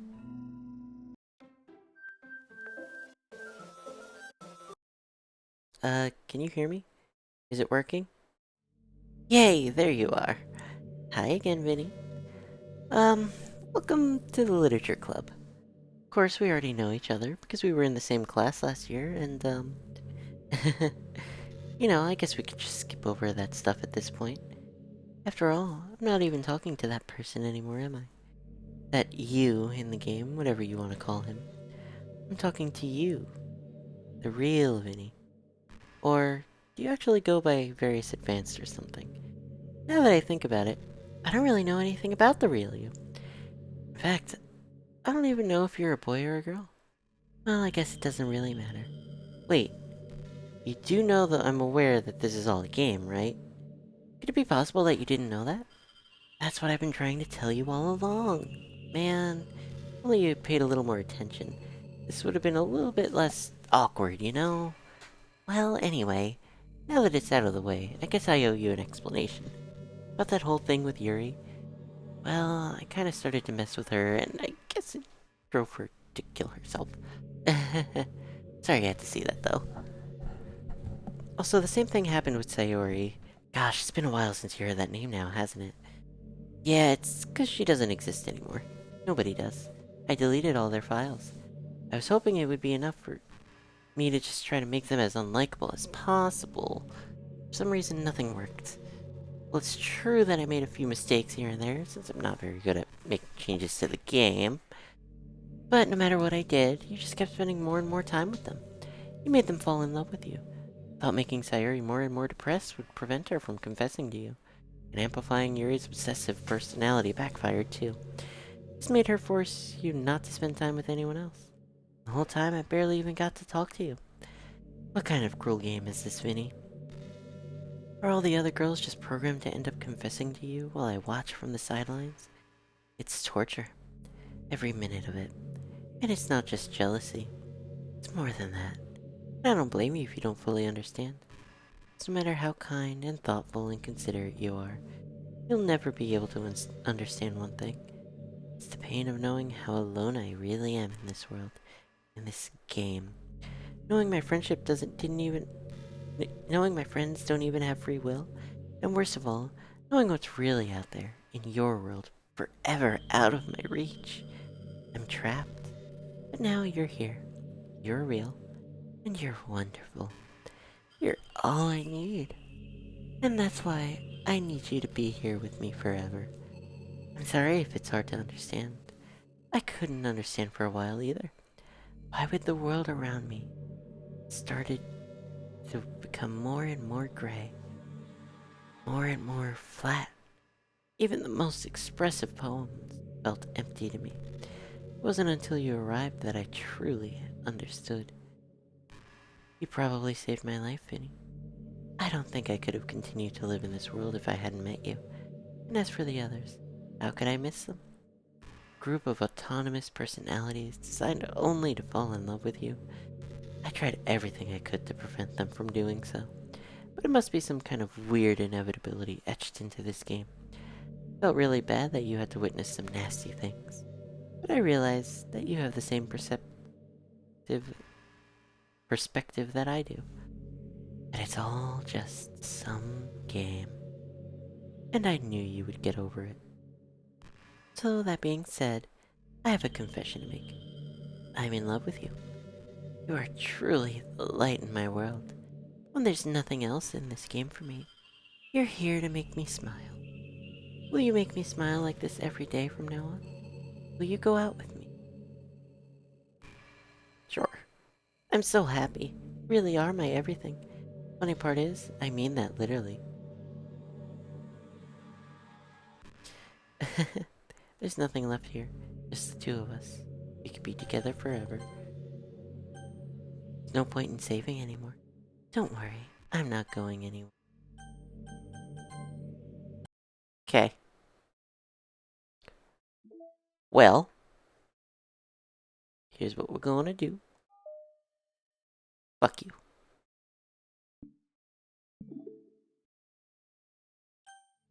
Oh shit. I'm so happy. What's happening? Vinny, what's happening to me? It hurts so much. Help me, Vinny. Please hurry and help me. Help me?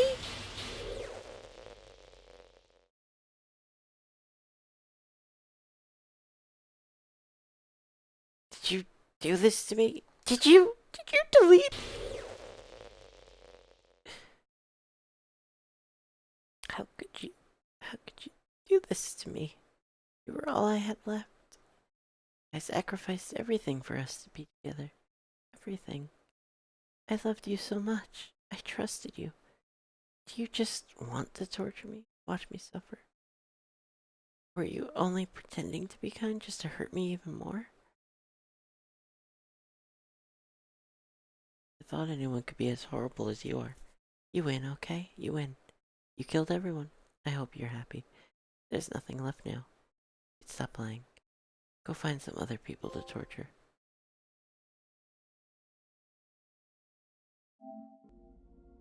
Ruin the game. Did I fuck it up? Completely truly make me sick. Goodbye.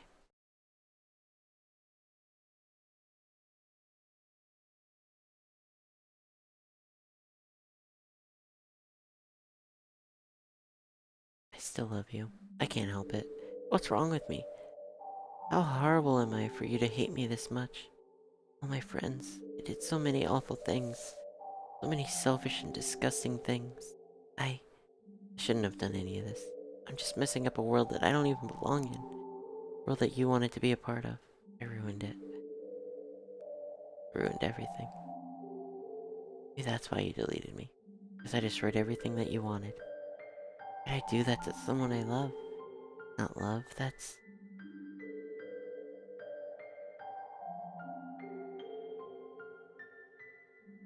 I've made up my mind.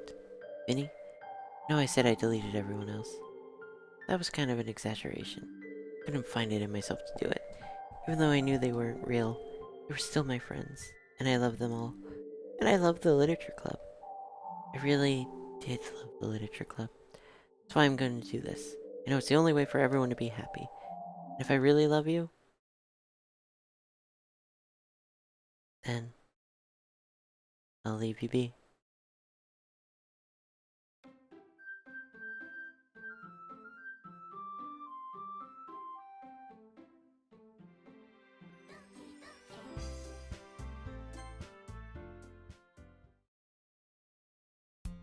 An ordinary school day like any other. As usual, I'm surrounded by couples and friend groups walking to school together. I always tell myself it's about time to meet some girls or something like that. Hey, Vinny. Well, there already is one girl. That girl is Sayori, my neighbor and good friend since we were children. We used to walk to school every day. And recently, we've picked up that habit once again. Vinny, are you proud of me? For what? You know, for waking up on time. Well, you've been doing that for a while now. Uh-huh. But you never even said anything about it. Even though we walk to school together every day. Well, yeah. I've always thought it was implied. It's embarrassing to say out loud. Come on, please. It's good motivation. Fine, fine. I'm proud of you, Sayori. We cross the street together and make our way to school. As we draw near, the streets become increasingly speckled with other students making their daily commute. By the way, Vinny, you decided on a club to join yet? Club? I told you already. I'm really not... start to say what I always do, that I'm not interested in joining any clubs. But something tells me that Sayori would take more offense to that now. After all, how could I tell her that clubs are a waste of time? Or she's starting a club of her very own. Actually, yeah. I think I've decided on a club. Really? Which one? Tell me? I think I'll keep it a surprise. Ooh, you meanie. Be patient, you'll find out soon enough. I used to ask myself why I let myself get lectured by such a carefree girl, but I started to realize that in a way, I envy her. When Sayori puts her mind to something, she can accomplish great things. So that's why I feel like I should do something special for her. School day is as ordinary as ever, and it's over before I know it. After I pack up my things, I stand up, gathering my motivation. Let's see. Recall the room number of the club from the flyer I saw. I walk across the school and upstairs, a section of the school I rarely visit. Before long, I find the room. Timidly open the door in front of me. Hello? Ah, Vinny? What are you doing here?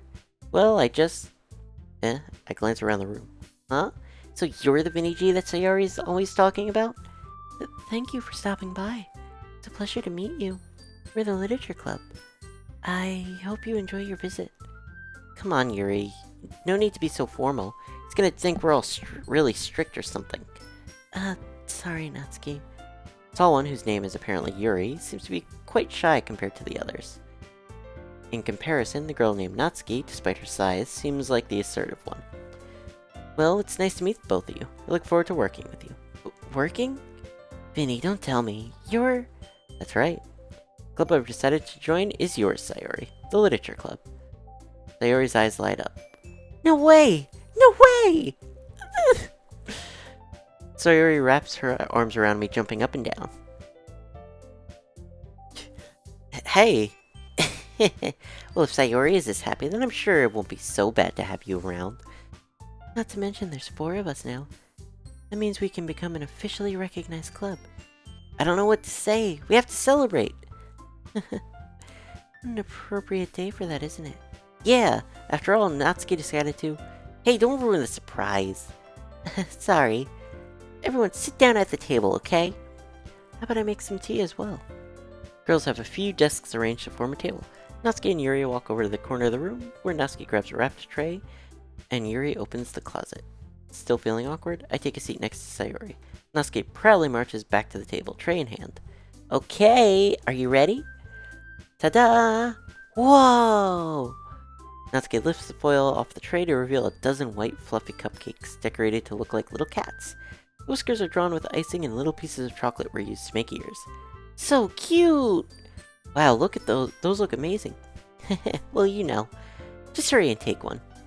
Sayori grabs one first, then I follow. It's delicious!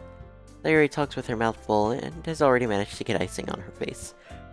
I turn the cupcake around in my fingers looking for the best angle to take a bite. Natsuki is quiet.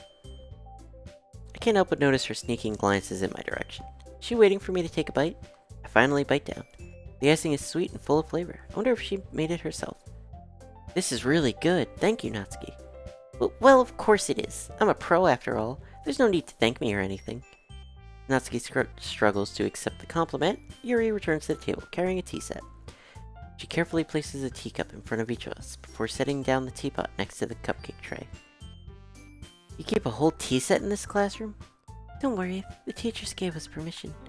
After all, doesn't a hot cup of tea help you enjoy a good book? I guess. Already trying to impress our new member, Yuri? That's not... Insulted, Yuri looks away. I meant that, you know. I believe you. Well, tea and reading may not be a pastime for me, but I at least enjoy tea. I'm glad. Yuri faintly smiles to herself in relief.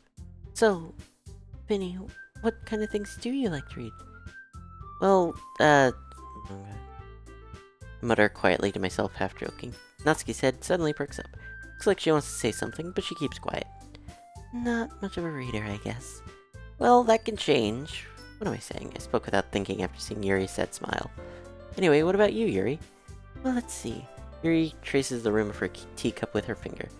My favorites are usually novels that build deep and complex fantasy worlds. The level of creativity and craftsmanship behind them is amazing to me. Telling a good story in such a foreign world is equally impressive. Yuri goes on, clearly passionate about her reading. She seems so reserved and timid since the moment I walked in, but it's obvious by the way her eyes light up that she finds some comfort in the world of books, not people. But I like a lot of things. Don't feel too intimidated if you don't read much, okay? Certain we can find something that we have in common. Hey, Yuri. Well, about, the first thing he said. Manga? That's right. Natsuki tends to read manga in the club room. Don't just say it! For some reason, Natsuki seems embarrassed about it. Besides, manga is literature too, So if Vinny wants to read some of my manga, then don't try to stop him or anything. Natsuki, I wouldn't do such a thing. However, it could also be nice of us to diversify ourselves a little. You could take this opportunity to try something new as well. Wouldn't you agree? Maybe. Sensing the tension, Sayuri jumps in. Maybe we could all try something new. I think it could be fun. We'll all get to know each other a little better, too. I mean, the kind of thing literature clubs do, right? I don't disagree or anything. Yeah, you're right as usual, Prez. Guess that means I should try picking up a novel or something, huh? Well, that would make two of us. I wouldn't mind doing it if I'm not the only one. Then as for Yuri, I have to read manga? Jeez, you were the one who suggested we diversify. You should be a little more open-minded. It's kind of hurtful. Hurtful? I didn't realize. The guilty expression, Yuri thinks to herself. Sorry for disrespecting your interests, Natsuki. If you're into it, then I'm sure it's a worthy form of literature. Are you just saying that? No, I've realized my error. Well, if you're willing to consider starting a novel, then I'll offer my gratitude by finding a manga to read as well. Really? I mean, it makes me happy that you do that just for me, Yuri. You can trust me to find something that you'll really like, okay? Same here. Perhaps I'll visit the bookstore after the club meeting. Just you? Would you like to come along with me? If you don't mind.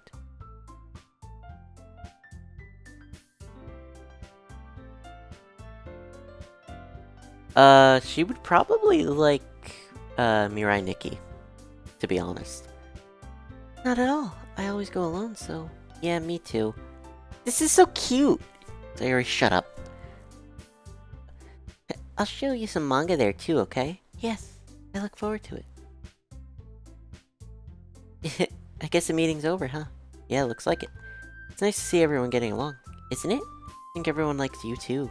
Think so? Well, everyone always seems to get along a little better with you around, Sayori. Aw, Vinny, don't say something like that, it's embarrassing. Well, whatever. I was surprised when you told me you were starting a club, but I think you're pulling it off just fine. We're gonna make it the best club ever. Now that you joined every day is gonna be so much fun. Hey, Vinny, I really want to thank you. I mean, I'm really happy that you joined the club and everything. But the truth is, I already knew you were going to. It's actually something else. I wanted to thank you for getting rid of Monica. That's right. I know everything that she did. Maybe it's because I'm the president now. But I really know everything. I know how hard you tried to make everyone happy. I know about all the awful things that Monica did to make everyone really sad. But none of that matters anymore. It's just us now. And you made me the happiest girl in the whole world. Can't wait to spend every day like this. With you. Forever and ever. Forever. No. Huh? What's happening? I won't let you hurt him. Who? It hurts! Ah! Sorry. I was wrong. There's no happiness here after all. Goodbye, Sayori. Goodbye, Vinny. Goodbye, Literature Club.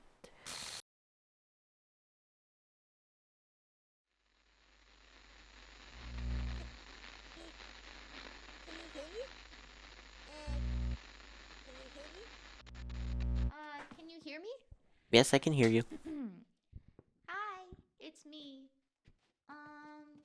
So you know how I've been like practicing piano and stuff, and not really any good at it yet, like at all. But I wrote you a song, and I was kind of hoping that I could show it to you because I worked really, really hard on it. So yeah,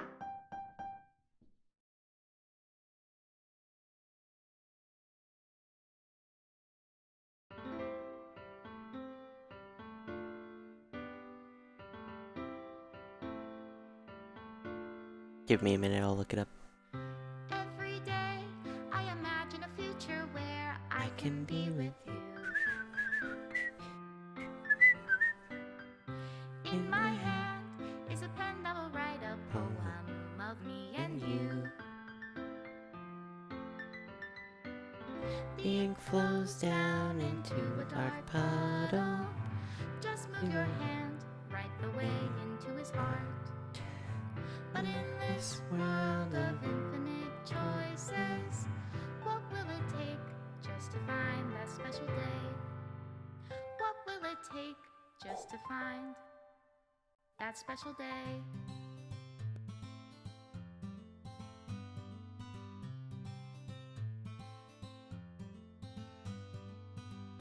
Have I found everybody a fun assignment to do today? When you're here, everything that we do is fun for them anyway. When I can't even read my own feelings, what good are words when a smile says it all? And if this world won't write me an ending, what will it take just for me to have it all?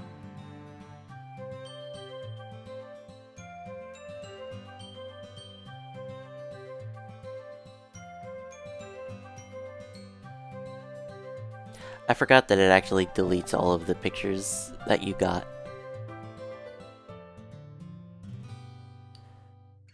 Does my pen only write bitter words for those who Also, are Kim, I here? DM'd you the voice actress's name.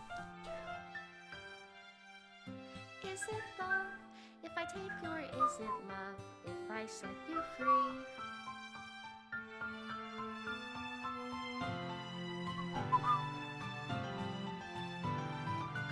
The ink flows down into a dark puddle. How can I write love into reality? Yeah, really. If I can't hear the sound And of this is your why I heart, always go for the what do harem. you call love in Come on your now. reality? And in your Reality, reality, if I don't know how to love you, I'll leave if you be.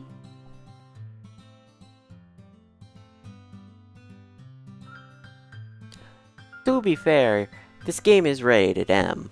You're not supposed to play this until you are an adult and can make decisions on your own.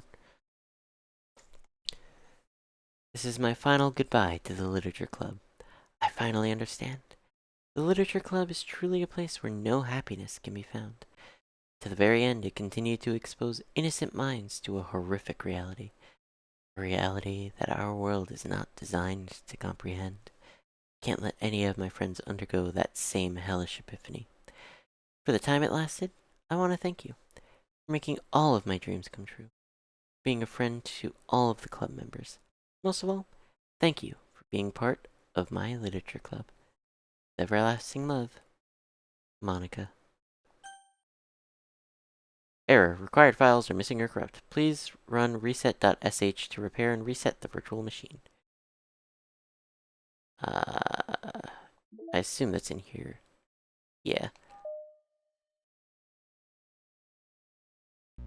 Okay.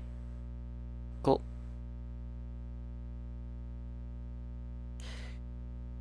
So, I want to show something real quick.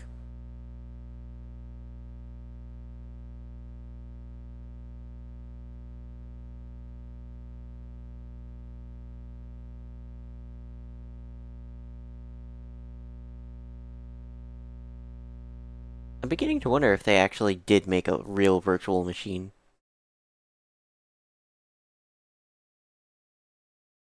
Yeah.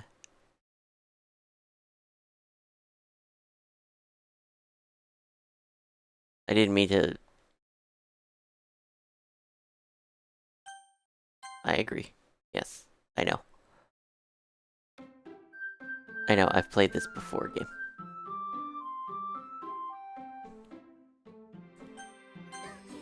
I want to return to the virtual machine desktop. And also, I don't think it actually deleted them. At least I hope it didn't. Okay, no, we're good. Because this is a fucking checklist, man. I hate myself, and I will fill in every last picture of these at some point. But I wanted to show you. Well, I want to check the side stories. Actually, we'll do the side stories first, then I'll show you the thing. Club meeting is suddenly interrupted by the sound of the door, causing Monica and Sayori to turn their heads. Door opens halfway, then stops. A face peeks inside. A face that seems familiar. Sayori's eyes widen, recognizing the girl. She's very conspicuously mouths to Monica. It's her! It's the girl! It's true, the girl standing in the doorway is none other than the girl Sayori had come across reading alone in a classroom. Thanks to Monica leaving a flyer on her desk, it seems she's found her way to the club. Are you here for the literature club by any chance? Am I in the wrong place? No, you're not. This is the literature club. Please, come inside. The girl fully steps in the door but continues standing against the wall, avoiding eye contact. Sayori continues to fail containing her excitement. It's happening! Oh my gosh! Thank you so much for coming. Sorry it's a little empty. I'm Monica, and this is Sayori, and we run the literature club, even though it's just us so far. But, what's your name, by the way? I'd like to join your club. Already? Wait, really? Are you sure? I mean, I should be good enough. Everyone is welcome here. You don't have to be good enough. Oh. Do you want to have a seat? We'd love to get to know you. The girl nods, sliding over to a nearby desk and gently sitting down. So, what's your name? Yuri. I'm Sayori, and this is Monica. Sayori, I already... Nice to meet you. Do you like fantasy? Like books? Yuri looks at Monica. Fantasy is cool. Yes, have you heard of Annabelle Dupont? Dupont? Can't say I have. Oh well, she's my favorite author. I'm on her 5th book, and it's just... Yuri grins and presses her knuckles against her cheeks in joy. If you could borrow my books, I wouldn't mind. You're really in for an incredible experience. Monica stammers, completely caught off guard by Yuri taking control of the conversation. She glances sideways at Sayori, silently asking for help. I'd love to. Sounds like you're really into them, so they must be great. So happy I found this club. Oh, I'm stupid. I left all my books in my locker. Should have brought them. Yuri quickly stands up. I'll be right back. I'll go get them for you. You probably only need to bring one for now. Sayori nervously says that, noting to herself the considerable heftiness of the book that Yuri set down on her desk. True. Okay, I'll get the first one then. Yuri exits the club room in a flash, leaving Monica and Sayori silently exchanging glances. Oh my god, I wasn't prepared for this. How do I handle someone so intense? I have like no experience with fantasy, except maybe stuff that I read when I was a kid. It's probably like a joke compared to what she's into. I'm sure it'll be fine. In fact, I think it's neat that we have different people who are into different kinds of literature. It'll be fun to learn from each other. Yeah, I mean, I don't disagree, but what if this is her only interest? Doesn't it kind of seem like that? Monica, don't you think you should be more optimistic? We have a new club member. There shouldn't be room for anything but being happy. I'm excited to get to know her more, aren't you? Yeah, I guess you're right. Sorry for being so hasty. I just got really anxious all of a sudden. It's because you're afraid of not being able to take the lead. What the heck, it's kinda scary how you could point things out like that, Sayori. I just like learning what makes people happy or sad. Yeah. Hey, you know what? You'd probably be great at helping Yuri feel comfortable here. Maybe you could take a break from helping me with the administrative stuff and just focus on spending time with her? Yay, that's exactly what I wanted to do.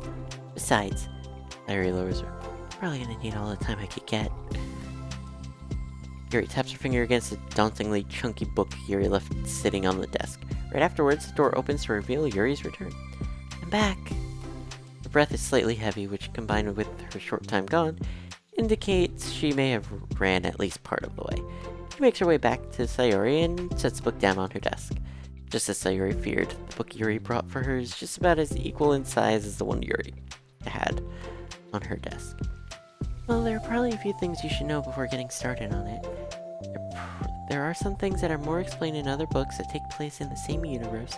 Going over those would be good to keep you from getting confused at the start. Sayori nervously interjects. Well, I was thinking that maybe today we could just get to know each other a little bit more. You know, I think, like, if we're gonna be reading together, then I would like that. Across the room, Monica smiles and nods at Sayuri while Yuri isn't looking. Oh, okay. Yuri sits down and looks at her book, then glances around the room, showing no indication that she has anything more to add. So, what made you decide you wanted to join the club? Well, I like reading, so I was immediately interested. I had no idea that someone was starting a literature club. That's my fault, since I haven't been paying attention to any of the club recruitment advertisements. I only found out because Monica came into my classroom and put the flyer on my desk. Suddenly, Yuri's face darkens and she shakes her head at herself. I was so stupid. I got too nervous and couldn't even look up, so she just walked out. It took me several days just to come here because I was afraid that Monica told everyone how inconsiderate I was. But I decided that was probably irrational. Wait. No, that was totally my fault. I felt so bad about interrupting you that I just, like, walked out. I was actually really hoping you would come by. I always seem to interpret things as the worst possible scenario. Well, I was really nervous to come here for some other reasons, too. Such as there being too many people. Not that I mind that much, but I have a really hard time having to meet a large number of new people at once. So it's actually amazing that it's just the two of you. I definitely came at the right time. Oh, that makes me happy. I'm proud of you for working up the courage to come. I've never really had the privilege of sharing my interests with others before. It's so hard to find others who are into the same thing I am, except online. I thought the literature club would provide a chance for me to do that. What kinds of other things? Like genres? I don't know, just anything, even if it's not literature. Oh, just things you would think are dumb. Sayori pauses, a look of concern on her face. How about I'll tell you something I'm into, and then you can tell me something you're into? I suppose that would be okay. Okay. Well, I'm pretty into, like, crafty things, like making cute little collages or decorating things like cards or jewelry boxes. My room's always cluttered with random stuff because I keep buying things to make gifts for my friends. But then I put it off until the last minute. Yeah, that's something kind of silly that I'm into. You sound quite creative. Not that much. It's just stuff you'd be surprised. It's just that you'd be surprised how much you could do with scissors and glue and stuff. So I have something to share so I have to share something I'm into now, right? Sayori nods. Well, I guess I'm into nature. I love nature. Monica, I'm gonna start a nature club. No, you're not. You're stuck here with me now. I'm not. Oh, yeah? Well, I hereby appoint you as vice president of the literature club. There. Now you're stuck with me. Hey, don't give me responsibilities. Oh, I'm sorry, Yuri. I interrupted you. Go ahead. It's fine. Yuri pauses, feeling awkward after having gotten cut off. I like going into the woods or to the park, just places where you can walk or sit and not have any people around. It's peaceful. It's nice to kind of remove myself from everything that matters and let my racing mind operate autonomously for a while. When do you like to do that? It just depends on my mood. After school, on the weekends, whenever I feel like I need it. Wow, I feel like I would never have the time to do something like that. Yeah, you're too busy bending the laws of fucking reality. I find that we have a lot more time than we think we do. You don't let it slip through your fingers. We continue the conversation, led primarily by Sayori, but with Monica chiming in every now and then as well. Monica had intended to leave it to Sayori and focus on her own work, but she found it difficult not to join in. Before they knew it, the end of the day was upon them once more. Oh, it looks like we should be wrapping up for today. So, are you two going to be starting on that book for the next club meeting? That's the plan. I'm so excited. Sayori beams. Yuri collects her things. Once back, Yuri wordlessly waves to Sayori and Monica with a gentle smile. Bye! As Yuri exits, Sayori enthusiastically returns her farewell. Once again, Sayori and Monica are left in the club room. Sayori, you're a lifesaver. I didn't do anything, I just talked. Still, besides, it really lifted my mood. It feels really nice when I can put my energy towards other people like that. She was really excited to be included, you know? It made me happy. Well, there's no doubt in my mind that she'll have a great time here with you engaging her. How are you feeling about starting the book with her next meeting? I'm kinda scared, but I think she'll be happy as long as I'm trying my best. I think you'll do great. After the surprise of the new club member, it seems like everyone has their spirits lifted with something new to look forward to. Now, does this automatically unlock the other one? Another school day ends. Swallowing her anxiety, Yuri makes her way to the club room, expecting to be the last one to arrive. As she opens the door, she's surprised to find only Sayori in the club room. club time again! Monica went to the computer lab, so it's just us today, is that okay? Yuri silently nods, unable to make eye contact. Sorry about yesterday. Yuri tilts her head, unsure of exactly what Yuri is talking about. Well, the way I got overly excited to share my books and how you had to stop me so we could talk first. It was so inconsiderate of me. I got too excited and forgot to think about everyone else in the club, so...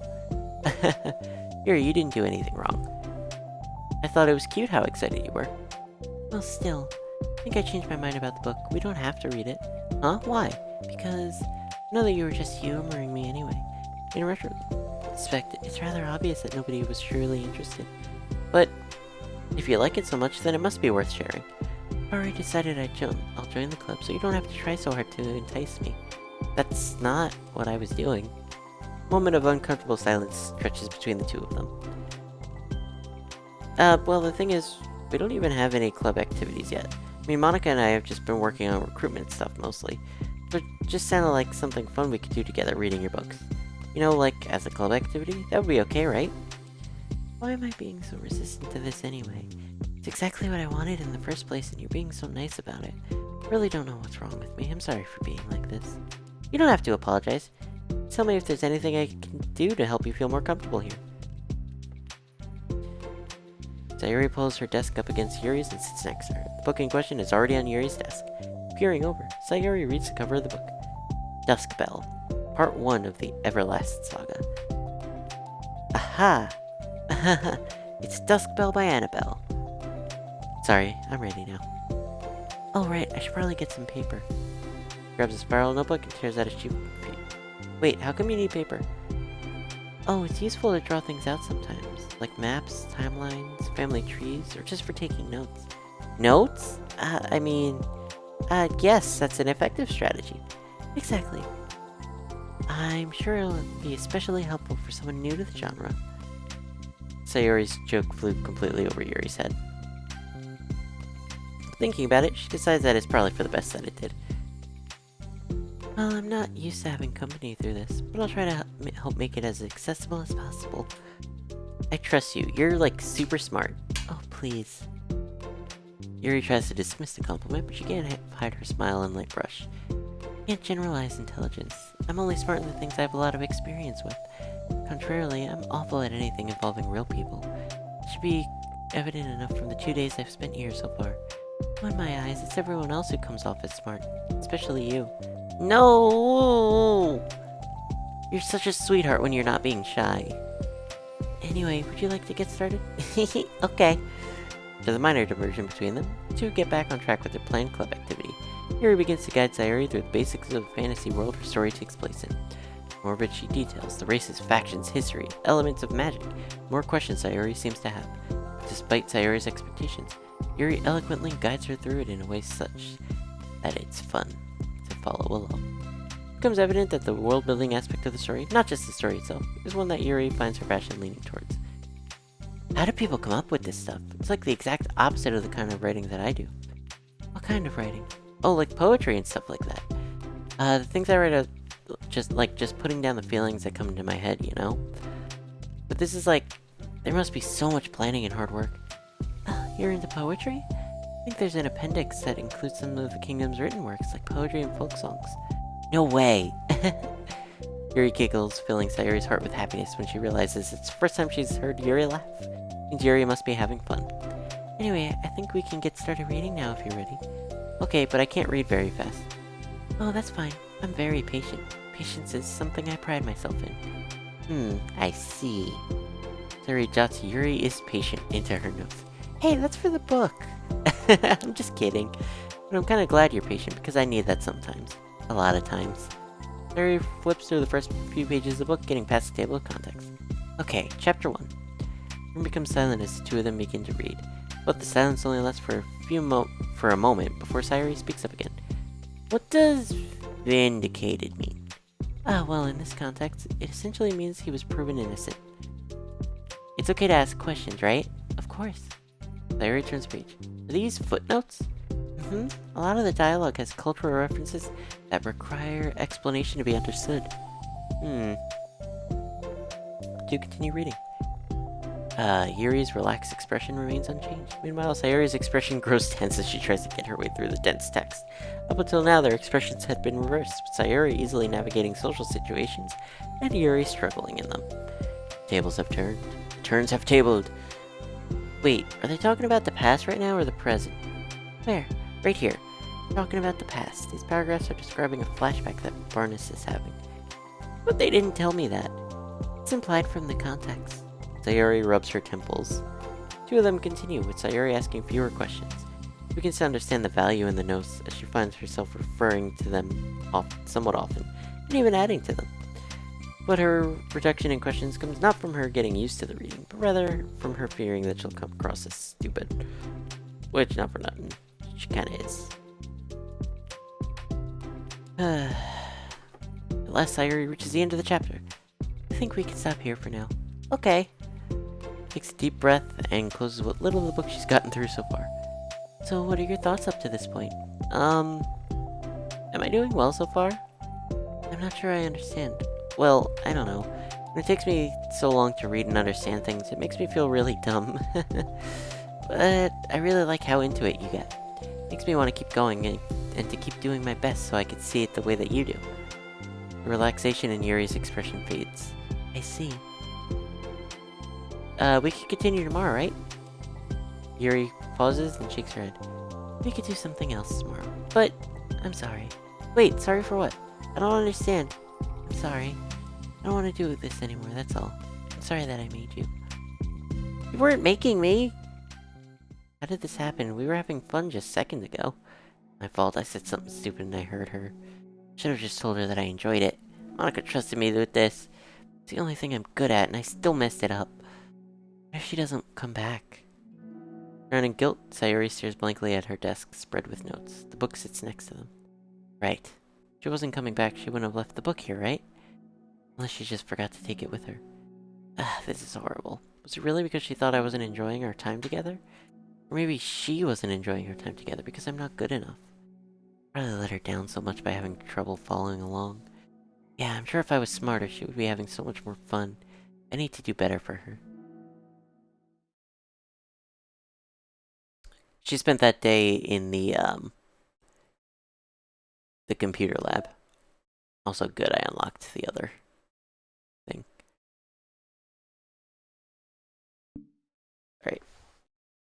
Alright. I'm gonna call it here. Because apparently there's a lot more to do than there was in the original. So, for real this time, I'd like to thank you all for watching. And I'll meet you back here tomorrow. Now that it's 3 in the fucking morning.